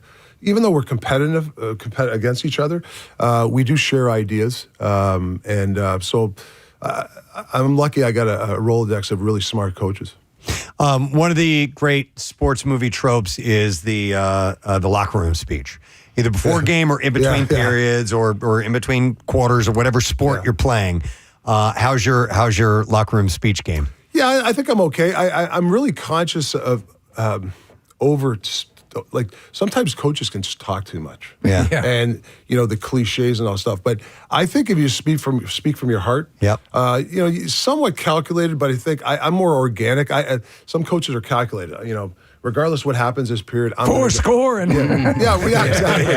It's true though. So I try to be more organic. I'm usually, especially in game between periods, maybe a minute, maybe 90 seconds. I don't go for the 5-minute speech. I really don't. The odd time, don't get me wrong, the odd time, but I think it's important that whatever point it is, give it to them, and they might not like it. And I've kicked some garbage cans around every once in a while. Have you? Yeah. I don't really get in the players' faces. Everybody has this persona that I'm this tough guy and I'm going to start screaming. I really don't. I have a little different tactical ways of doing it. But at the odd time, you're going to get some disagreements. It's hard to argue that you're the tough guy when there are teeth indentations in your mouth. Yeah, you got a nose like this. So you've been back to Philadelphia as a player and as a coach, but now you're back for to live here. So what excited you the most about coming back? You know what? Just walking the streets, and actually, I was with a couple of friends at just a local kind of pub near my place, and his bartender was there, and we were talking, and he took him away. Hey, you're Rick Tocchet, so it's kind of fun to get back into the that sort of thing where people remember you as a Flyer. Now I haven't lost a game yet, so he did pay for my drinks. I said to him, if I lose 3 in a row, you got to charge me double. So it was actually pretty fun. But it's great being around this area. I love this area. So listen, I know probably a vast majority of the fans were psyched about having you come back. But then there are other people that go, the Flyers always bring back old Flyers.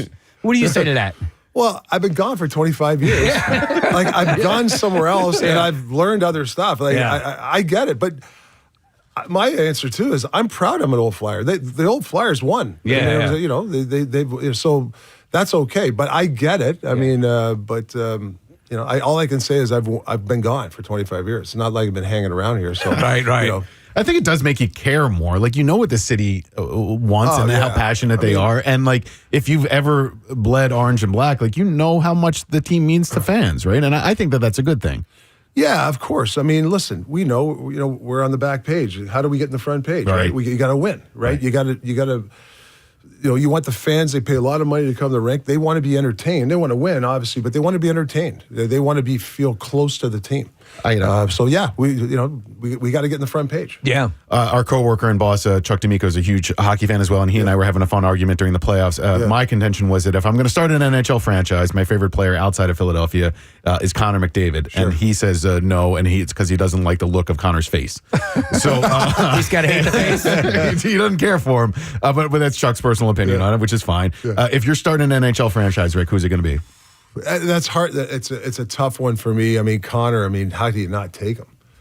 He's a free agent in a year too, by the way. Oh, is he? Yeah, he's got. Yeah, but I don't know. He'll probably resign at Edmonton. But just the way he plays the game. He's one of those guys. I'm willing to spend a lot of money to go watch him play. If you watch him live consistently, some of the stuff he does is pretty amazing. But there's a lot. Makar. I mean, if you want to start with defensemen, Quinn Hughes, I had him in Vancouver. Another guy you want to pay to watch this guy play. There's about 4 or 5 guys, but obviously Connor's a guy that how do you not pick the guy? Yeah, so you're saying Chuck's wrong. Yeah. Well, he's going by looks. Yeah. I don't want. That's what it's about. What do you look like? Yeah. Jeez. Rick, you mentioned being gone for 25 years. What's it like to come back and see some of the same old faces? Like Bernie, you're still here. Yeah, Bernie, Billy Barber. I saw Clarkie the other day at the draft. Yeah. I talked to Brad Marshall. Yeah, Dave Brown. Oh my God, he was my favorite player to play with. He's the toughest guy in the NHL for about 7 years. Yeah. So we got together at the draft, had some beers and old stories. That's what you like. Listen, everybody wants to make money. I get it.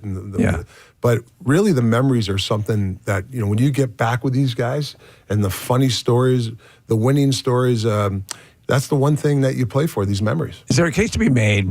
And everyone likes to think this. Yeah. But I think it probably holds some credibility. Because we've heard so many veterans say it. There's something unique about the Philadelphia fan base. If you are in that position of a Bernie Parent or whatever, that it is a unique halo sort of existence when you reach that, and that's why so many of the players like to return here because you're forever in good standing. Would you say that holds merit? I said this even before I took the job. If you can win a Stanley Cup in this city, right, and you can, in other cities the same thing. I'm going to say this is top 3. Could be 1, 2, or 3. One of those, the biggest celebration, the most people, and I don't think people understand outside of Philly.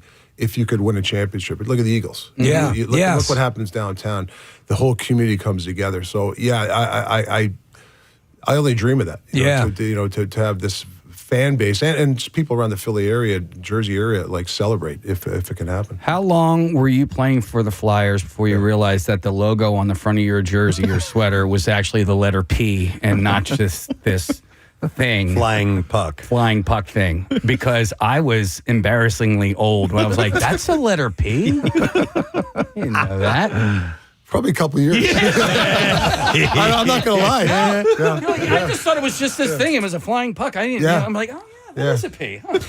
Hey, I do want to mention that the Flyers are doing their Flyers Community Caravan tomorrow, by the way, in Plymouth Township. I'm not sure exactly where that's taking place, but I'm sure you can go to the Flyers website. But they've got all kinds of tchotchkes and things like that. And it's just kind of a rally to get things fired up. And that's, the Flyers are really good at doing that, about getting out. And you'd mentioned being in the community, Rick. With there's a Flyers Casino night coming up. There's the Flyers Carnival, obviously, is a big one too. That's with Flyers Charities and all that. So you can go to the Flyers website and find out, when and where.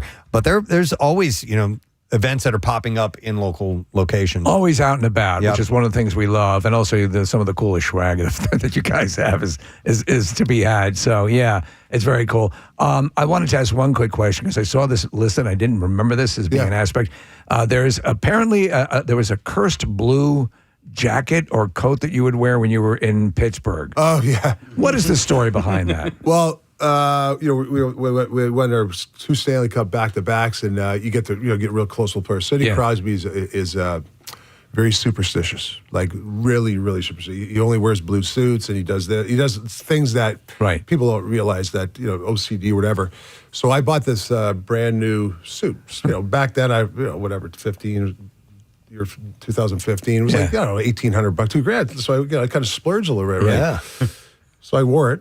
We were in the playoffs, lost the game or whatever. No big deal. And then we went into Tampa. We lost. I wore the same suit. A couple games later, we lost. So I'm on the bus and we're ready to leave, and I get a little finger. And Sidney Crosby outside the bus, he pulls me out. He goes, "Hey, Toc, you gotta do me a favor, man. You can't wear that suit again." And I'm like, I don't know what he's talking about. Why? And he goes, "You're 0-2 with that suit." Never wore the suit again. Didn't wear it the next year. $1,800. Yeah, $2,000 suit sitting in the closet for 2 years because our captain said, "Don't wear it." And that's what you got to do to win, man. Whatever you want. Well, Mr. Tocchet, I'm going to admit to you right now that the whole outfit that I wore on Super Bowl Sunday is folded up in the corner of my room. I'm talking socks, underwear, pants, every single thing that I wore on that day. And that is what I'll be wearing every single Sunday. So I get the whole superstition thing. Do you think there's probably more superstition?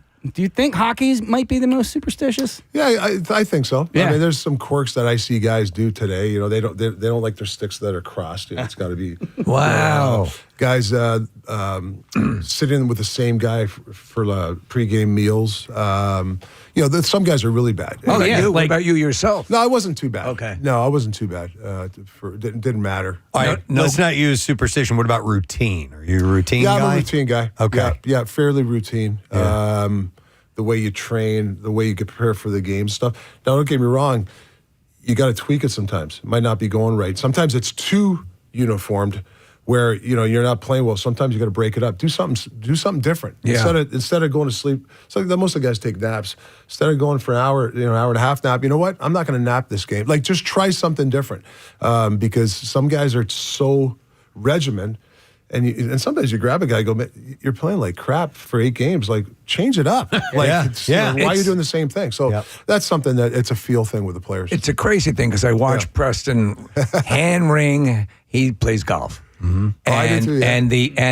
And this, I think this is indicative of a lot of athletes, and especially if you're a professional, everything you have in your life is based on your ability to perform.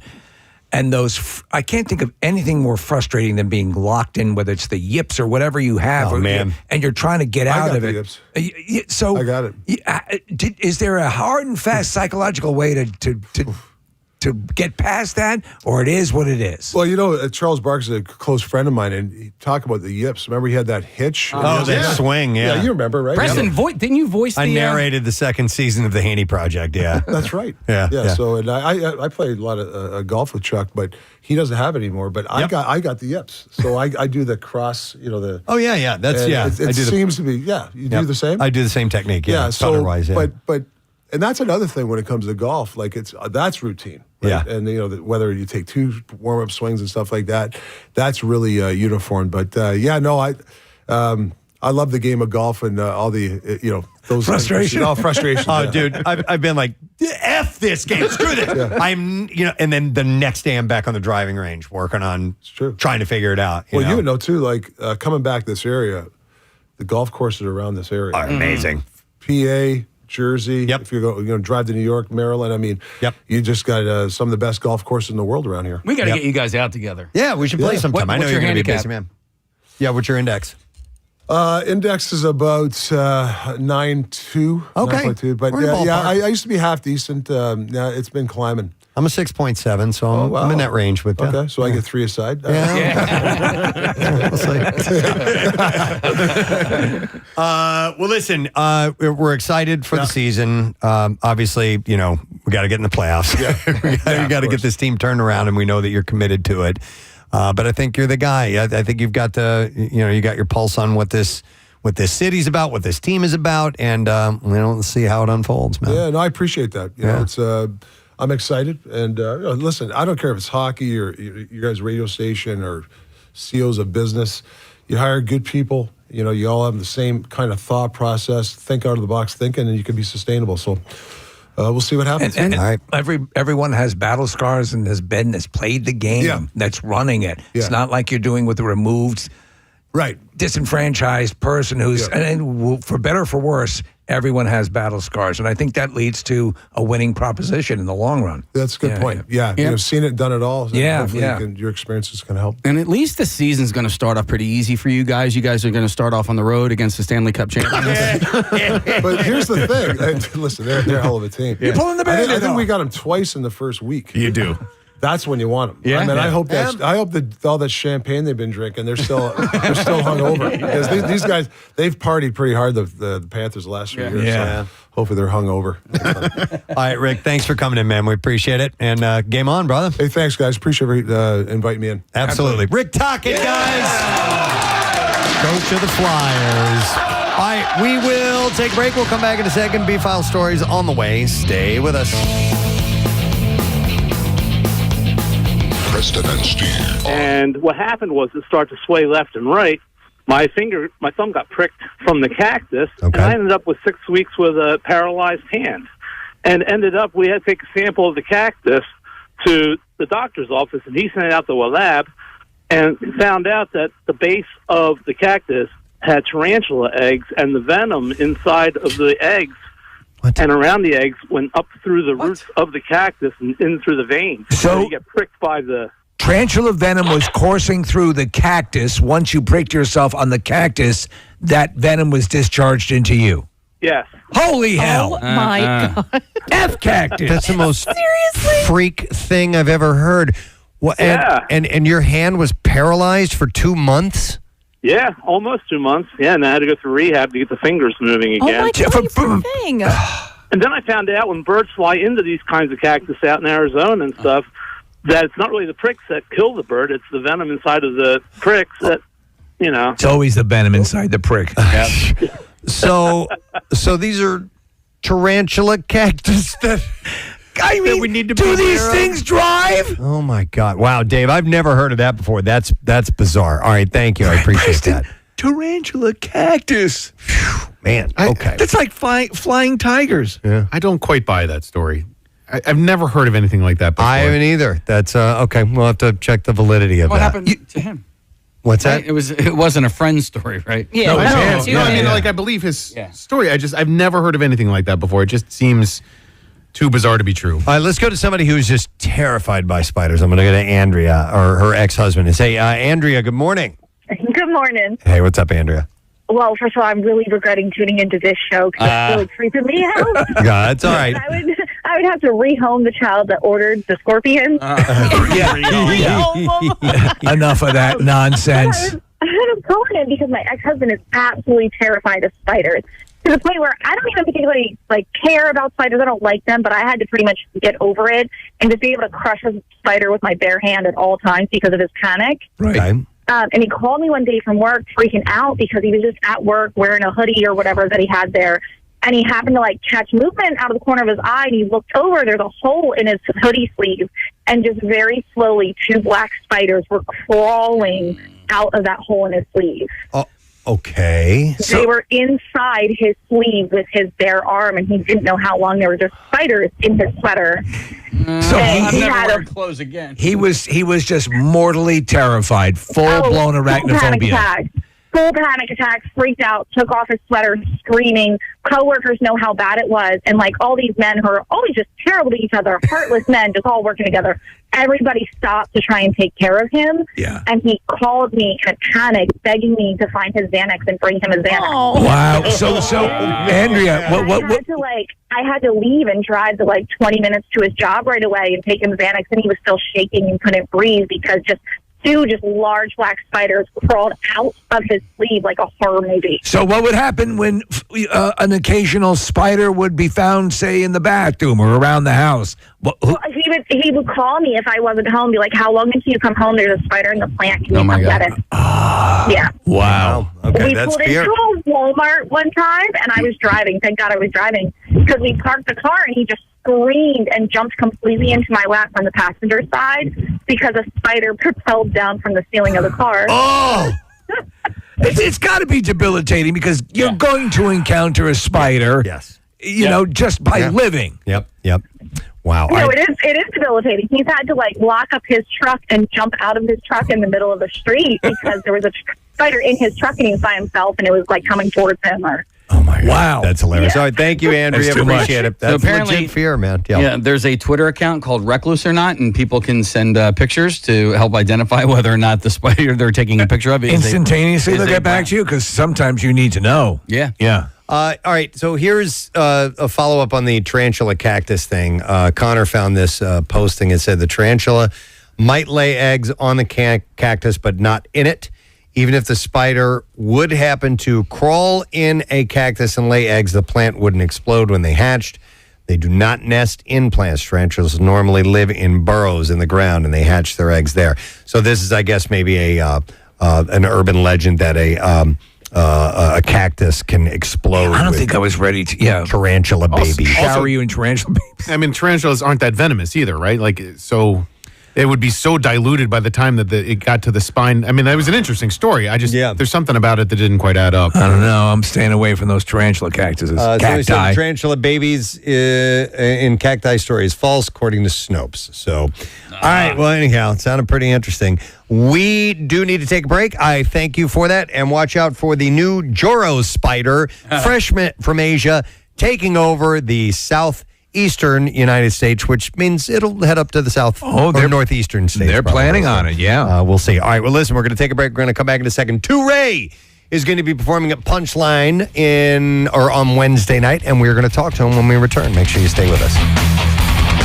Very much, Kathy. Coming up on the program a little bit later on this morning, we're going to have actress Ali Sheedy joining us to talk about Single Drunk Female. We'll do that in the 9 o'clock hour. Always wanted to talk to Ali Sheedy. Yeah. I mean, look at her run of movies at a certain point in her career, starting back with War Games and going all through, all the Breakfast John Club Hughes stuff, and- St. Elmo's Fire. I mean, come on. So we'll talk to her, and we also have some Impact wrestlers that are coming in this morning. That'll be in the 8 o'clock hour because it's a big event in South Philly. It's South Philly Showdown, the 18th and 19th. So we'll get to all that in a little bit. I got an email from somebody yesterday, and I was like, oh, this would be great to talk about. And then I realized after looking a little bit further into this link that it's not exactly what I thought it was. Okay, so it's a teacher slang word. So people who work in the teaching industry, it says 30 words for educators only.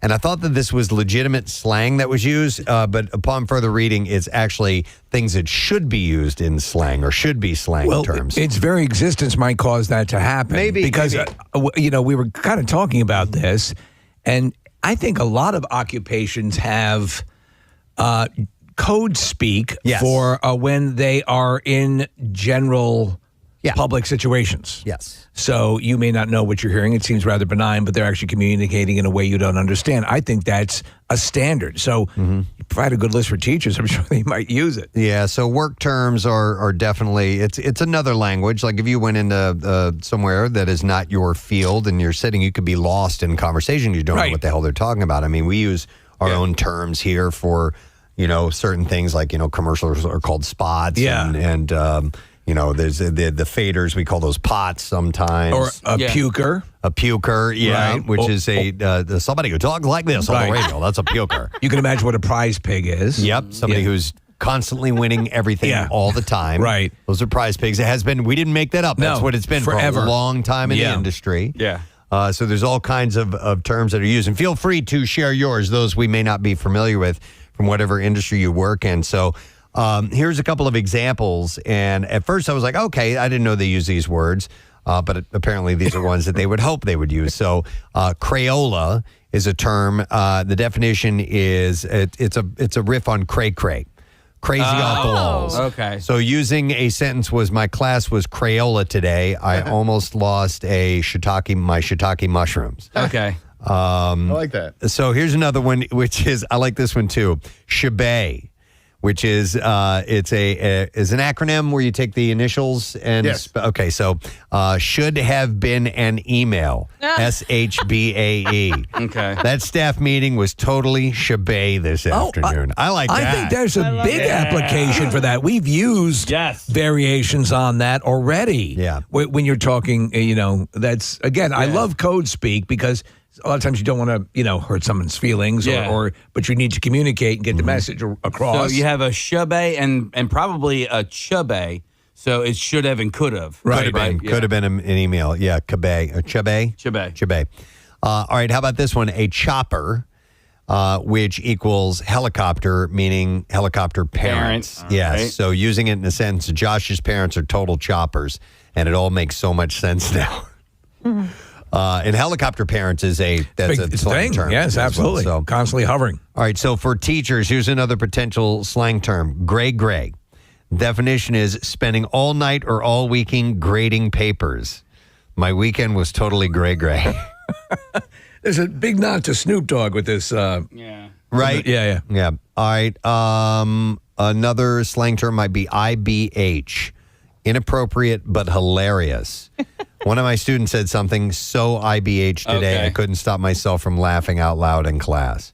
As a teacher, that's got to be tough, man. When a kid says something that's technically not supposed to be, is off board, and you find it hilarious. I used to get that all the time. I would be the deliverer of the stuff that would fall into that realm, and if you could get the teacher to laugh, it was always a good sign. I didn't know what the word douche was when I was in school. Right. But I was using it like because I had heard it before. Right. And so I didn't get in trouble for it, but the teacher was like, dude.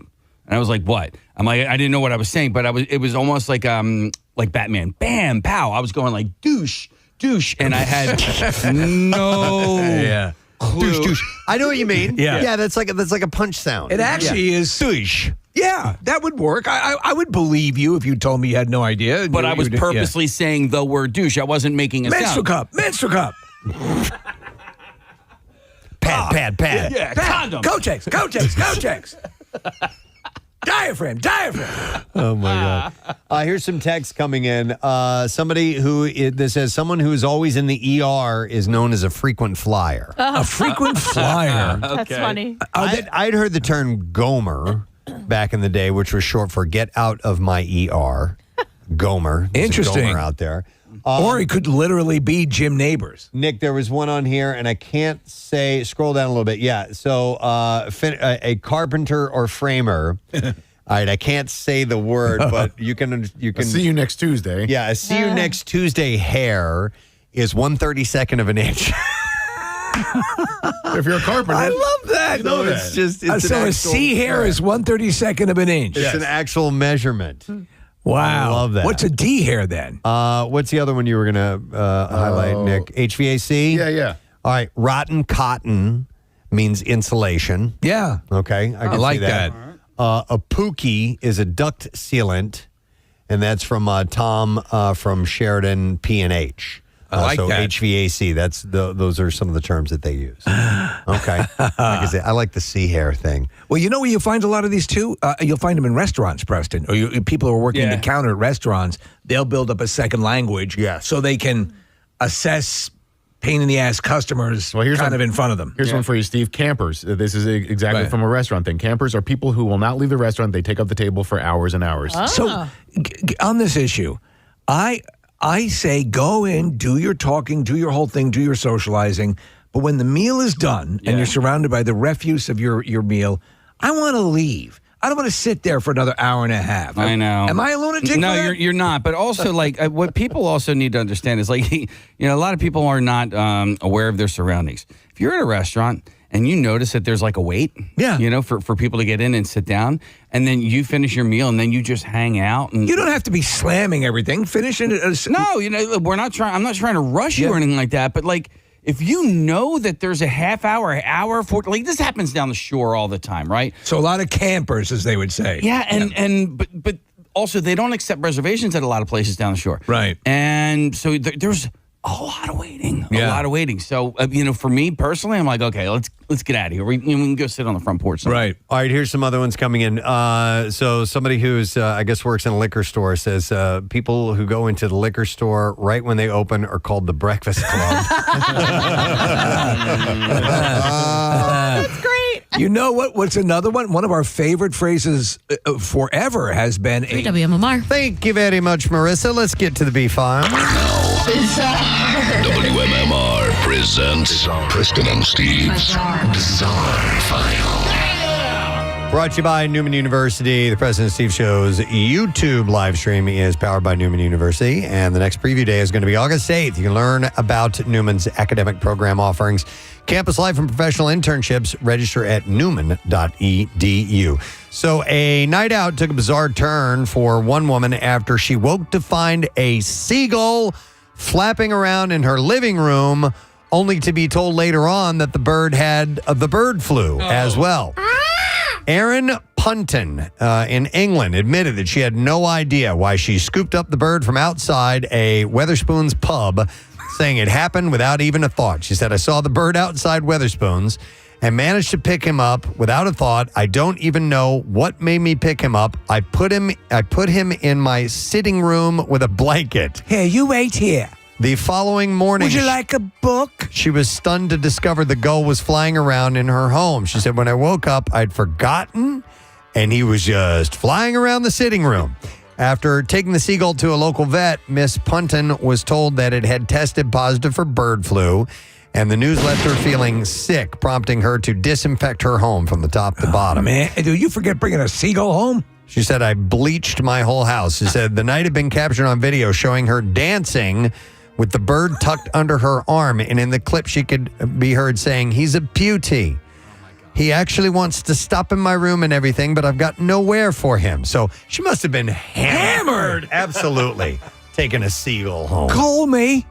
All right, so the U.S. Department of Health and Human Services is investigating organ donation practices after a Kentucky organization allegedly began harvesting organs from people who may not have been dead. Whoops. A House subcommittee held a hearing. I'm not dead. Yes, you are. On organ donation safety lapses, some concerning Kentucky-based nonprofit Network for Hope, which merged with Kentucky Organ Donor Affiliates, or CODA. Oh, boy. TJ Hoover was declared brain dead after suffering an overdose in October 2021. But his sister, Donna Rohr, said doctors attempted to harvest his organs while he was still showing signs of life. Rohr says TJ's eyes were open and tracking movement during his honor walk when the family members gathered to say goodbye before organ donation surgery. She said almost immediately As soon as his honor walk started, his eyes were open. They were tracking, looking around at the people that were there. Approximately 45 minutes after TJ was taken to the operating room, Roar says a doctor informed the family they had stopped the procedure. She said, I stopped it. He's not ready. He woke up. Everybody thought the stork was brain damaged. Natasha Miller, who worked as a surgical preservationist on TJ's case, confirmed that he showed signs of life during the procedure. She said he was moving a lot, thrashing, not settled.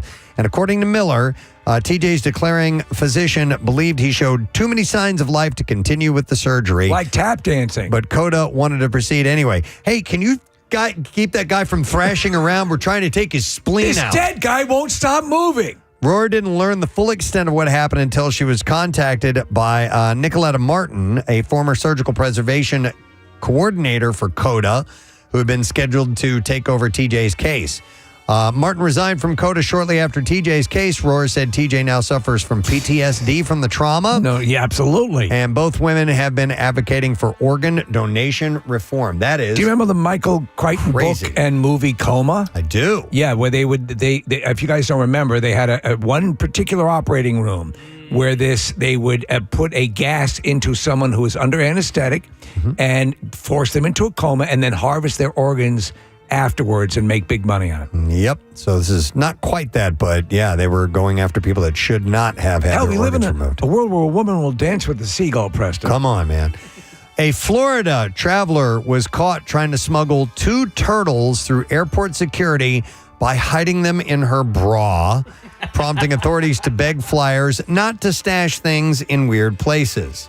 The woman, who was not identified, was stopped at Miami International Airport checkpoint with reptiles wrapped in gauze and plastic. I like turtles. According to photos shared by the Transportation Security Administration on Facebook. I like turtles. One of the turtles tragically died, but the surviving one was handed over to the Florida Department of Fish and Wildlife. Are you okay, ma'am? Oh, one of my breasts died. The TSA wrote in a social media post, "Friends, please, and we cannot emphasize enough, stop hiding animals in weird places on your body." I like turtles. And then trying to sneak them through the airport security. And then they wrote, no, really.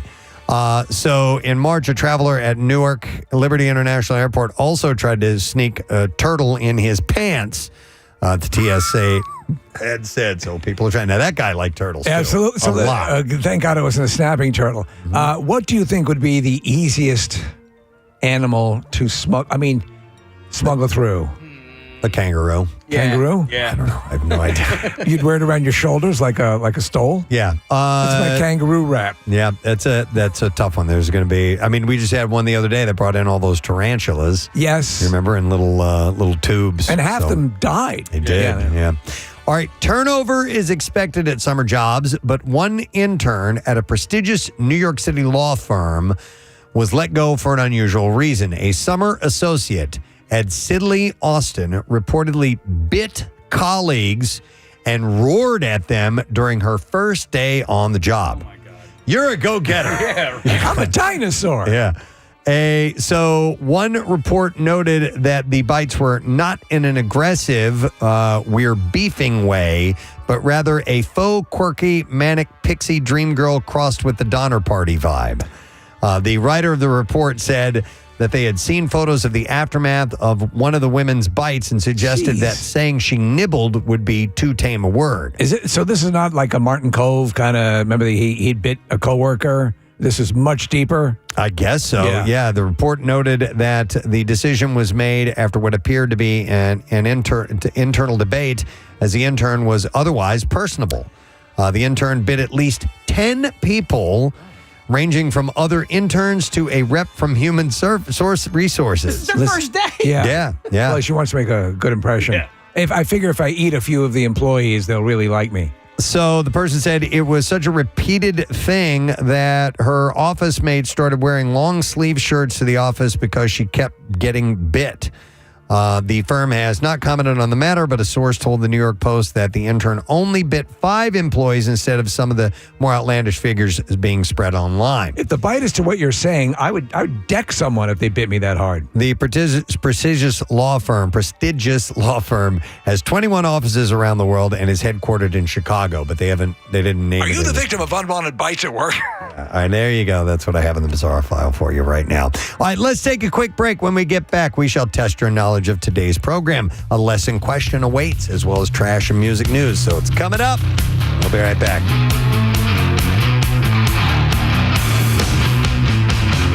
Preston and Steve. An occupational phrase. The lot lizard. Yep. I got a couple of texts about the lot lizard. Yeah. Somebody said in the auto industry, a BFH is short for big effing hammer. This is police officer says, okay, a badge bunny.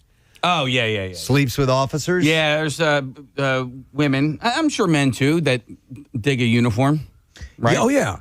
But a badge bunny, I haven't heard that one before. Women who are turned on by police uniforms. Yeah. Yep. I might have been a badge bunny in my day. Oh, yeah? Really now? Oh, yeah, you've admitted that. You like that. Yeah. All right, let me go to some calls. 215-263-WMMR if you want to call in with your work speak, something we may not know. I'm going to go to Will. Hang on, I'll come back to that, Nick. Okay. Hi, Will, you're on the air. Good morning. Good morning. You guys rock. Thanks, bud. What's up, my man? So I wanted to talk about the IBH teacher thing because I'm a music teacher in Montgomery County, and so a couple years ago I had a student. I teach orchestra, and you would never think this from orchestra kids, but it happened. A couple years ago, student came in, sat down, and he says, "I have a question. What do you think the worst note on the violin is? Which is the one that is the worst note?" And I said, without hesitation, it's the high F on the E string. I said, because when it's out of tune, it's horrible. It makes me cringe and all that. And without hesitation, and he actually dropped the F-bomb, he goes, "So would you say it's F'd up?" And the class starts laughing, and all I could do was turn around because I started laughing. Oh, no. Okay. And I looked at the kid, and I said, "I'm supposed to be angry with you for dropping." I said, "But that's pretty. That's pretty funny." That's IBH. And cool. I mean, good for you for just kind of letting it slide. It was. I mean, it was like it wasn't kindergarten. They were. Yep. I just pulled the old major league. Great catch. Don't ever let that happen again. Nice. Yeah. All right, thanks, But you Will. do it again, you're suspended. Appreciate it, man. All right, so Nick has this one, and this is these are guys working on a construction site, and they call out, and I've mentioned something like this before. They'll yell out, "Caulk gun," when a sexy woman walks by. Oh, okay. So that's just a phrase. That's just code. A code. Yeah. So my uncle was a chef, and it was like table 23. Okay. Was the code when a hot girl would come in. Table 23, because they didn't have a table 23. Oh, okay. So they would Table call that 23. out, and they would say that. And, So if you're- and they would look out into the restaurant. This is another one along those lines. This is for restaurant industry. Soup table 4, which means hot chick table 4. Soup Okay. table. So you do these Soup things. table. This has replaced, of course, the much and rightfully maligned wolf whistle.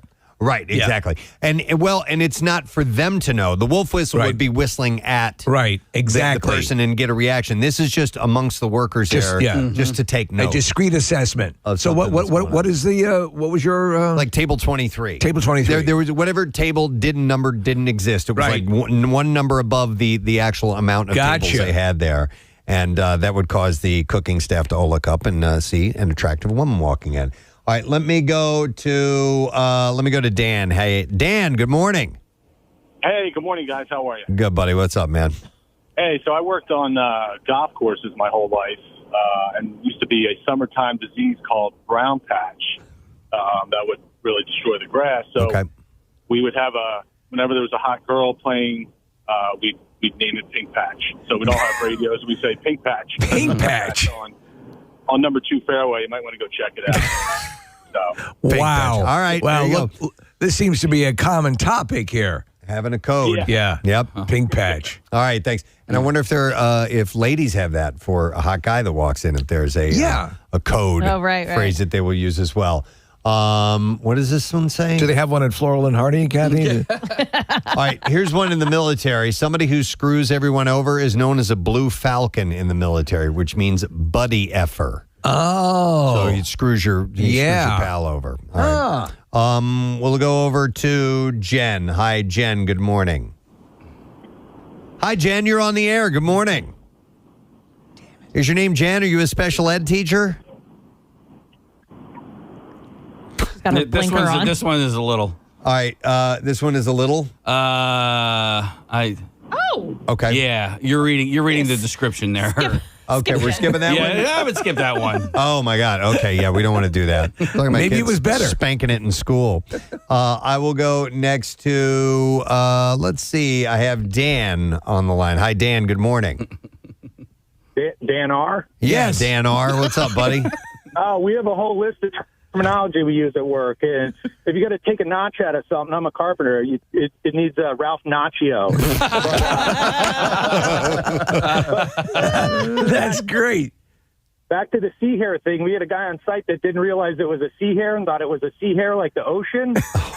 We laughed for like a day. And every time somebody needed a sea hare off, we'd all just start talking like pirates. Well, Dan, you have a couple others that are listed up here. Give us some more in the Ralph Macchio vein. If you got to move it a little bit, it's a smidge Pinciotti.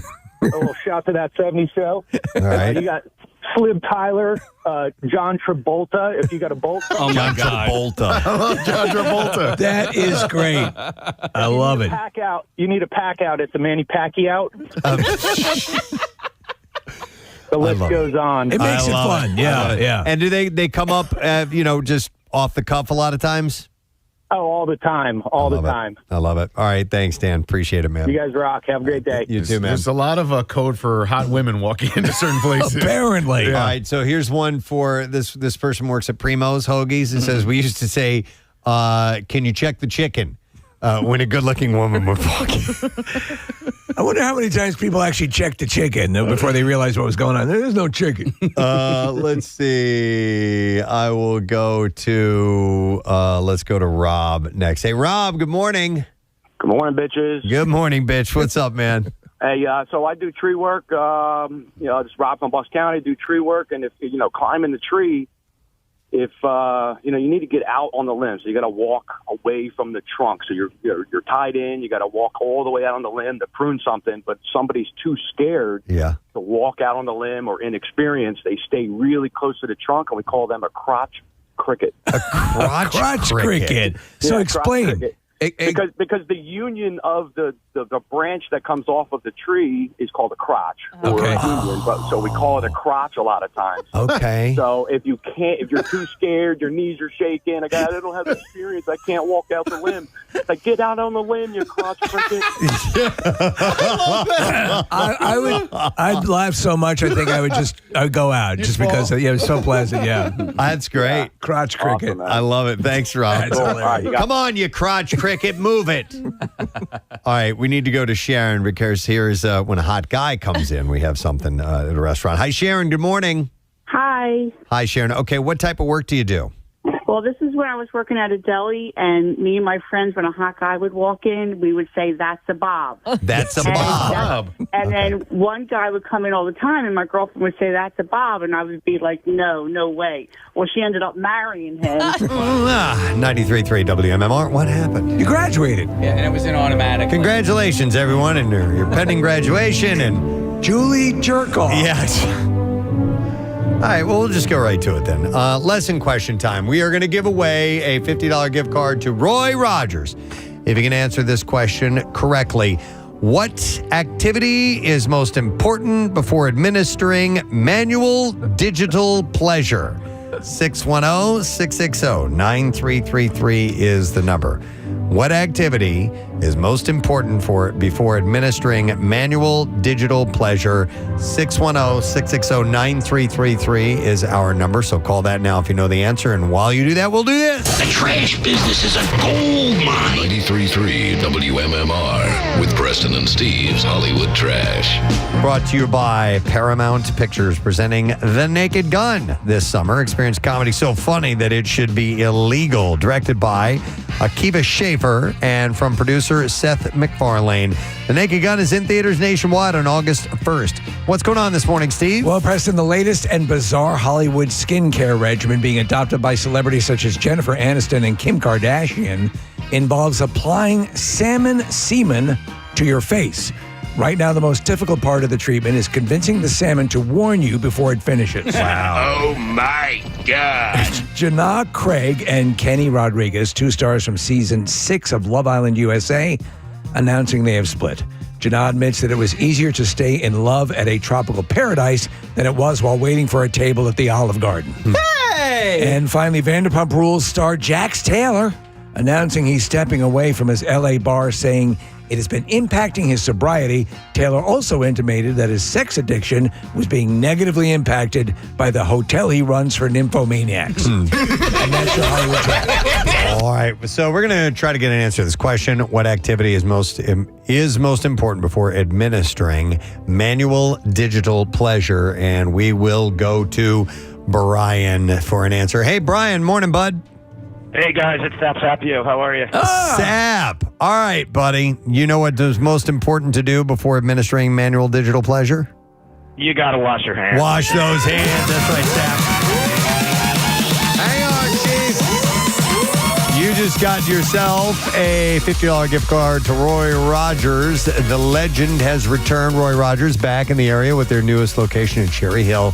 Download the Roy's Rewards app and you can get free sign-up bonus. Roy Rogers, beef, burgers, chicken. Now, Preston and Steve's Music News on 93.3 WMMR.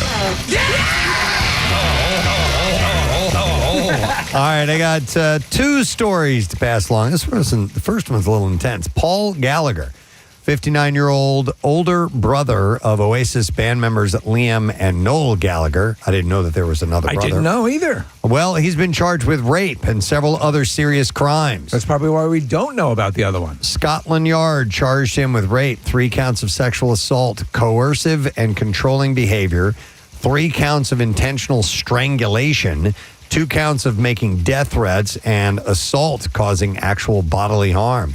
The charges come from a police investigation that started last year, and all the alleged crimes took place between 2022 and 2024 involving one woman. Paul, who lives in East Finchley in North London, is scheduled to appear in Westminster Magistrates Court on August 27th. He had written a book in 1997 called Brothers, From Childhood to Oasis, The Real Story, but was never part of his younger brother's famous band. The news comes just weeks after Oasis started their highly anticipated reunion tour. You have to wonder what the family dynamic was, because they're always at odds with each other. Yeah. And they are perpetually pissed off. Yep. And then you have this brother who's obviously horrific. Yeah, so I don't know what that would have been like. And then just one last story, and that's all I have for music news. It's a quickie. Could Metallica be making a visit to the Las Vegas Sphere? An outlet specializing in Vegas news called Vital Vegas reports that the band is ready to ink a deal for a Sphere residency. That's a perfect band to do that. Yeah, at the Sphere. The site reports that Metallica could play Sphere in the fall of 2026 after their scheduled M72 World Tour dates conclude. But specifics haven't been confirmed or announced yet. If it happens, it would make Metallica the first hard rock / heavy metal band to take over the high-tech venue, which has booked shows from such legendary acts as U2, the Eagles, Fish, and Dead & Company. So did you see, it is this mind-blowing thing they're doing concerning the Sphere. They have, through AI, digitally restored the Wizard of Oz. But they have panned it out for the entire screen of the Sphere so that when you're in the tornado hits, you're looking up at the tornado. They're blowing like 4DX times 1,000 with everything. Like they took shots where a character in the original film would walk out of frame, and they continue them walking around. So obviously they had to fill up this entire screen, but it looks incredible. Wow. I mean, and if you apply different movies to that, yeah, I was going to say if they start to expand that to other movies, that's a whole other dimension that you get out of it. I mean, so we're looking at it in this. So you're seeing kind of it envelops you. So you're where you've just seen a portion of it. AI fills in the rest, but it's unbelievable. Yeah, the mind reels. Do you think they could film movies like that, Steve, with that in mind? Like, James Cameron's going to make 12 more Avatar movies, right? So can you make an Avatar movie thinking, all right, at some point we're going to show this exclusively in the Sphere? I think you have to imagine this is going to be a huge moneymaker if you I would say, Nick, to that point, there's only the Sphere where you could run it. Right, yeah. Yeah, so it wouldn't be for home theater. It wouldn't be for, so it would have to be event, for events like this. But if they're planning, like 10 more Spheres around the country? Yeah. You keep them running. Eventually. So, Marissa, we were talking about this, what they run as matinees and stuff during the day or what's available, in off hours. Yeah. I'm sure this would be huge. Yeah. Yep, absolutely. So they offer films that you can see when there's not bands playing there. Well, yeah, and it's smart to have a second option because I saw like the nature one and you're kind of in the jungle and all these animals are going. But once you see it once, you never really need to see it again. So anything they can do otherwise. Nice. All right, that is all I have in music news for you this morning. So let us take a quick break. Come back in a second. We'll be wrapping up our program when we return. We'll get our winner for Tattoo Tuesday. Still got a moment, just a moment to get that in at WMMR.com. And we'll get the letter for the word of the week. And Ray Koob is in. Yes. We'll talk to him. We'll be right back. Preston and Steve. And I never had to worry about you, liking my husband because you didn't like him from the beginning. That's That's a Bob. And it's Bob. it's fun having that second language. I'm sure you share a language with your wife, Preston, correct? Yeah. Yep. Yeah. I'm trying It's the same thing. And I can't think of any terminology right now, but we definitely have some things that we will say that are some sort of code speak. We back in my pot smoking days, and my kids are listening, whatever. I don't smoke pot anymore. We would Just to be clear. But when we were like on the phone, we'd be like, "Yo, is Bob coming over?" And Bob was the hey, you hanging out with Bob tonight? Are you bringing Bob with you? Oh, yeah. So, but pot you probably shouldn't smoke, right? Yeah. The more you know.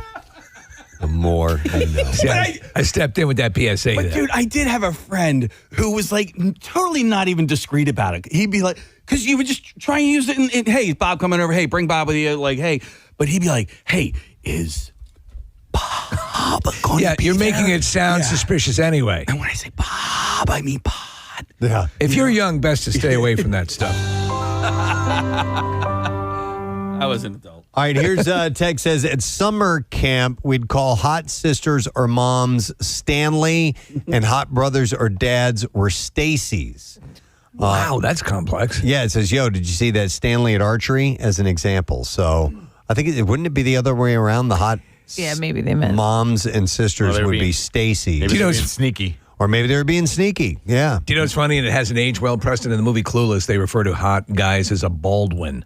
A Baldwin. Right now, that would not really hold up. Here's another one that says, we work with cars. There's a viral TikTok of workers making monkey noises when management is coming. That's not discreet. We work with cars. Explorers are exploders. Toyotas are Toy Yoda. Well, it's the same. Tacomas are tacos, and Ford Escapes are escapee. Dory from Finding Nemo. Okay, so they use little phrases for different products. I'm going to go to Matt. We're talking about at work jargon. Yo, Matt. Good morning. 9 times. 9 times. Yes. 9 times? 9 wow. times. 9 times. 9 times. Matt, what's up, man? All right, so I'm a union electrician, right? And when we're on a job, if we got a foreman that'll spend like every second of every work day just staring at you while we work, we call him a bird dog. A bird dog, yeah. That's great. Yeah. And would a bird dog know what that means, or is that just your group of guys' language? Oh, no, they know what it means. They know what it means. All right, They gotcha. absolutely know. It's a standard industry term. All right, thanks, Matt. Matter of fact, a lot of us have stickers on our hard hats that have like a pointer hound with the circle and the line through it. With a line. No bird through it. dogs. All right. Yeah. Thanks, Matt. Appreciate it. Let me go over to I don't know who this is. Hi, you're on the air. I have no name for you. You work in a restaurant? Good morning. Good morning. Yes, that's you. Hi, what is your... I'm sorry, I said Amanda, but it's fine. There we go. Yeah, so I used to work in a restaurant, as most young kids did before my big girl job, and we used to track mullets that walked in. Okay, and how would you indicate that? So if you make like an L with your hand, an upside down L was a man mullet, because it's got your fingers pointing down like the back of the mullet. Right. But a regular L was a lady mullet. Okay. And so we would put it up on our chest and say 23.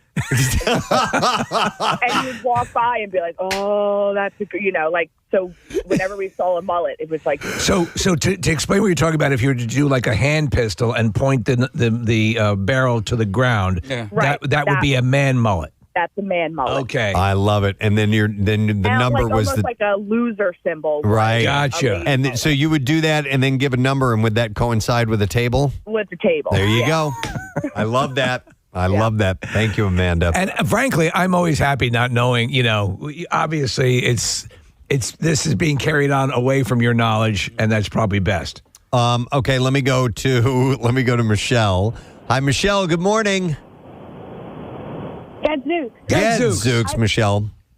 I worked overnight at a CVS, and my supervisor and I, we would, I'd be in the front and he'd be in the back, and I would announce a code Q when a hot guy came in, and we would have a game. He would have to go around the store and find who I was talking about. Find the code Q.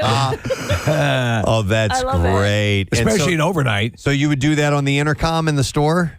Yeah. That's great. My supervisor was, gay, and he was always looking for people, and I would just announce, code Q, that was for cutie, and he would have to walk around and find who I was talking about. Love it. That's excellent. I love it. That's great. All right, thank you, Michelle. All right, Casey, which line? 2, David. All right, let me go to him. Hi, David, good morning. Good morning, folks. Hey, what's up, buddy? I'm a juvenile probation officer, and I work in the house arrest with the devices on the ankles. Okay. And we get a lot of recidivists. That's the terminology. But usually they like you, and they're being very friendly because they like that somebody's treating them with respect and talking to them and paying attention. Right. Or they really hate you and they're angry at you. So we'll call them your boyfriend or your girlfriend or your son or your daughter. Like if it's a female probation officer going out there, oh, your boyfriend's here. Repeat offender. That's they keep coming back. Okay. That's the standard, yeah. So I've boyfriend actually or heard that, girlfriend would be a term for a repeat offender. I gotcha. Makes sense. Nice. Yeah. All right. Thanks, David. Appreciate it.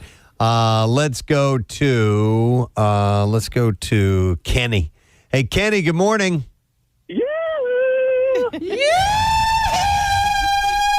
That's what we do when an attractive person comes into the office. We're really discreet. Yeah, very discreet about it. What's up, Kenny? How's everybody? Good. I used to work at a big logistics plant, warehouse type of deal. It was a 100,000 square foot building. Wow. And a lot of guys working, packing boxes. And the bosses were tough. They wanted to make sure you're working 1,000,000 miles a minute. And they would walk around at each department, and we had a code. It was 10, like the number 10 when they were coming. All right. And we were getting close because the head manager was a tall, slender guy, and the owner was a short, fat guy. So next to each other, they looked like the number 10. So that was our code. That's excellent. That's excellent, yes. Oh, my God. It's like hot dog and hamburger, right? Totally. And you call it out, and they would know they'd be on the way. Nice. All right. How about military jargon? We're going to go to Jeremy. Hey, Jeremy, good morning. Hey, good morning, Gadzooks. Gadzooks, buddy. I'm listener, first-time caller. Excellent. Appreciate it, man. All right. You were military, Jeremy? Yeah, so I was in the military for 6 years, and whenever we did guard duty, we would, somebody who just didn't have any of their stuff together, we'd be like, oh, that's an ID-10 Tango right there. Hailstorm on 93.3 WMMR. Darkness always wins. A little ballad to wrap up our program today at 10:31 on a Tuesday morning. A warm day today. High of 98 degrees. Same thing tomorrow. Sunny skies both days, and that humidity level still doing its thing. But then Thursday, we taper off a little bit. Some afternoon thunderstorms with a high 87. And then Friday, 75 is our high temperature. Man, oh man. Yeah, it's going to be a good weekend. Saturday, 82 degrees and sunshine. That's right in the zone. That is summertime beautiful. So we deserve a little relief, friends. I would like to take this moment to thank our one in-studio guest today, and that was head coach of your Philadelphia Flyers, Rick Tocchet. Hey. Very nice guy. Very cool guy. Yeah. And we had a great conversation with him, and he's being very frank about his intentions and how he's going to try to make things happen and get this team into the playoffs and hopefully a Stanley Cup. We'll see. We shall see. But he was great. And you can go to NHL.com/Flyers for any information. The season is opening up on October 9th against the defending Stanley Cup champions, Panthers and Florida. Like Casey said, it's a good thing you're just, opening game is away at Florida, Stanley Cup champions. Yeah. Into the season, yeah. But get your tickets for the season now. We welcome Ray Koo. Hey! To How's the everybody studios. doing? Good, man. How you doing? I'll let you know when I wake up. Okay, very good. After working a You weekend. still got time? Yeah, I do. Workforce blocks at noon, right? Still doing that. Okay. Yeah. So you're good to go there. Yeah, I think so. You want to give us a letter of the day for the word of the week? Well, and we'll see what you got going on. What? This one seems appropriate. T. Well, wait. I have to officially. Preston and Steve on 93.3 WMMR. Now, the Daily Letter. All right, now, the Preston and Steve Show brought to you today by the letter T, and you can tell I don't do this every day. T as in Tocchet. Hey. Perfect. And we're giving away a 4-pack of rounds at the Big Little Nine Golf Course and a 4-pack same-day combo passes to Maury's Piers. You can visit Big Little Nine to play a beautiful 9 holes. It's a par 3 golf course, and it's challenging your wedge game across 89 acres of meadows and water carries. Family-friendly, shoes optional, BYOB encouraged. You can visit the happiest golf course on earth and book at biglittle9.com today. Before we find out what you have going on today, Ray, it is Tattoo Tuesday, so we got to get this away. And our winner of Tattoo Tuesday is Patty Zlakowski, who is from Ben Salem. And we're going to give her a $350 gift certificate for Floating World Tattoo and Piercing, 1729 South Street in Philadelphia for artwork samples. Visit floatingworldtattoos.com or check them out on Instagram at Floating World Tattoo. So congratulations. All right, now, what you got going on, ma'am? Well, I think the coffee break music marathon's coming along at just the right time for me, so I'm going to drop some, big pot of coffee on. Get that drop going. some acid. I No, maybe. Why did Drop Doc some Ellis tabs. just jump in my head? But he did. Maybe it's from when you guys were talking about that. Yeah. I'm ready to go. Pierre's off for the week and off to parts unknown. Yeah. As he often you does. can basically burn the place down if you want. Chuck's right over there. Come on, Steve. I want to work next weekend. But in for him today, and I think Sarah's in the next couple, so we're kind of taking turns filling in for the Duke, who's on vacation. Okay. And that leads to the workforce blocks and all kinds of fun and games. And there's tickets. We have free tickets as well. So nice. Lots of fun this morning. Hang out with Ray Koob today. He's a good man. I want to thank our sponsors. Preston and Steve Show is brought to you today by Dunkin', and the Preston and Steve Show runs on Dunkin', and also brought to you by Acme Markets, fresh foods and local flavors. Tomorrow on our program, Fox Good Day, we will do that. We're also gonna have tickets for the Naked Gun movie. We're having a dad joke contest of sorts. Oh, yeah. I remember talking about this. So we got to work that out and figure out how we're going to do that. You know your dad joke. This isn't Casey doing dad jokes. No. This is you, the listener, doing your best dad jokes. And it's not a contest against you. It's not a joke off. No. But we'll see how that goes tomorrow. And we're also going to have photographer Jared Pullen in the studio. Yeah. And what else, Case? I was just going to mention that it's a $350 grand prize for that dad joke contest. For the dad joke contest. Sorry about that. Yeah, all right. So, it's not just like, movie tickets or anything like that. Substantial. So, all right, that's it. We're done. Rage on. Have yourself a great day, and we'll see you tomorrow. Bye-bye.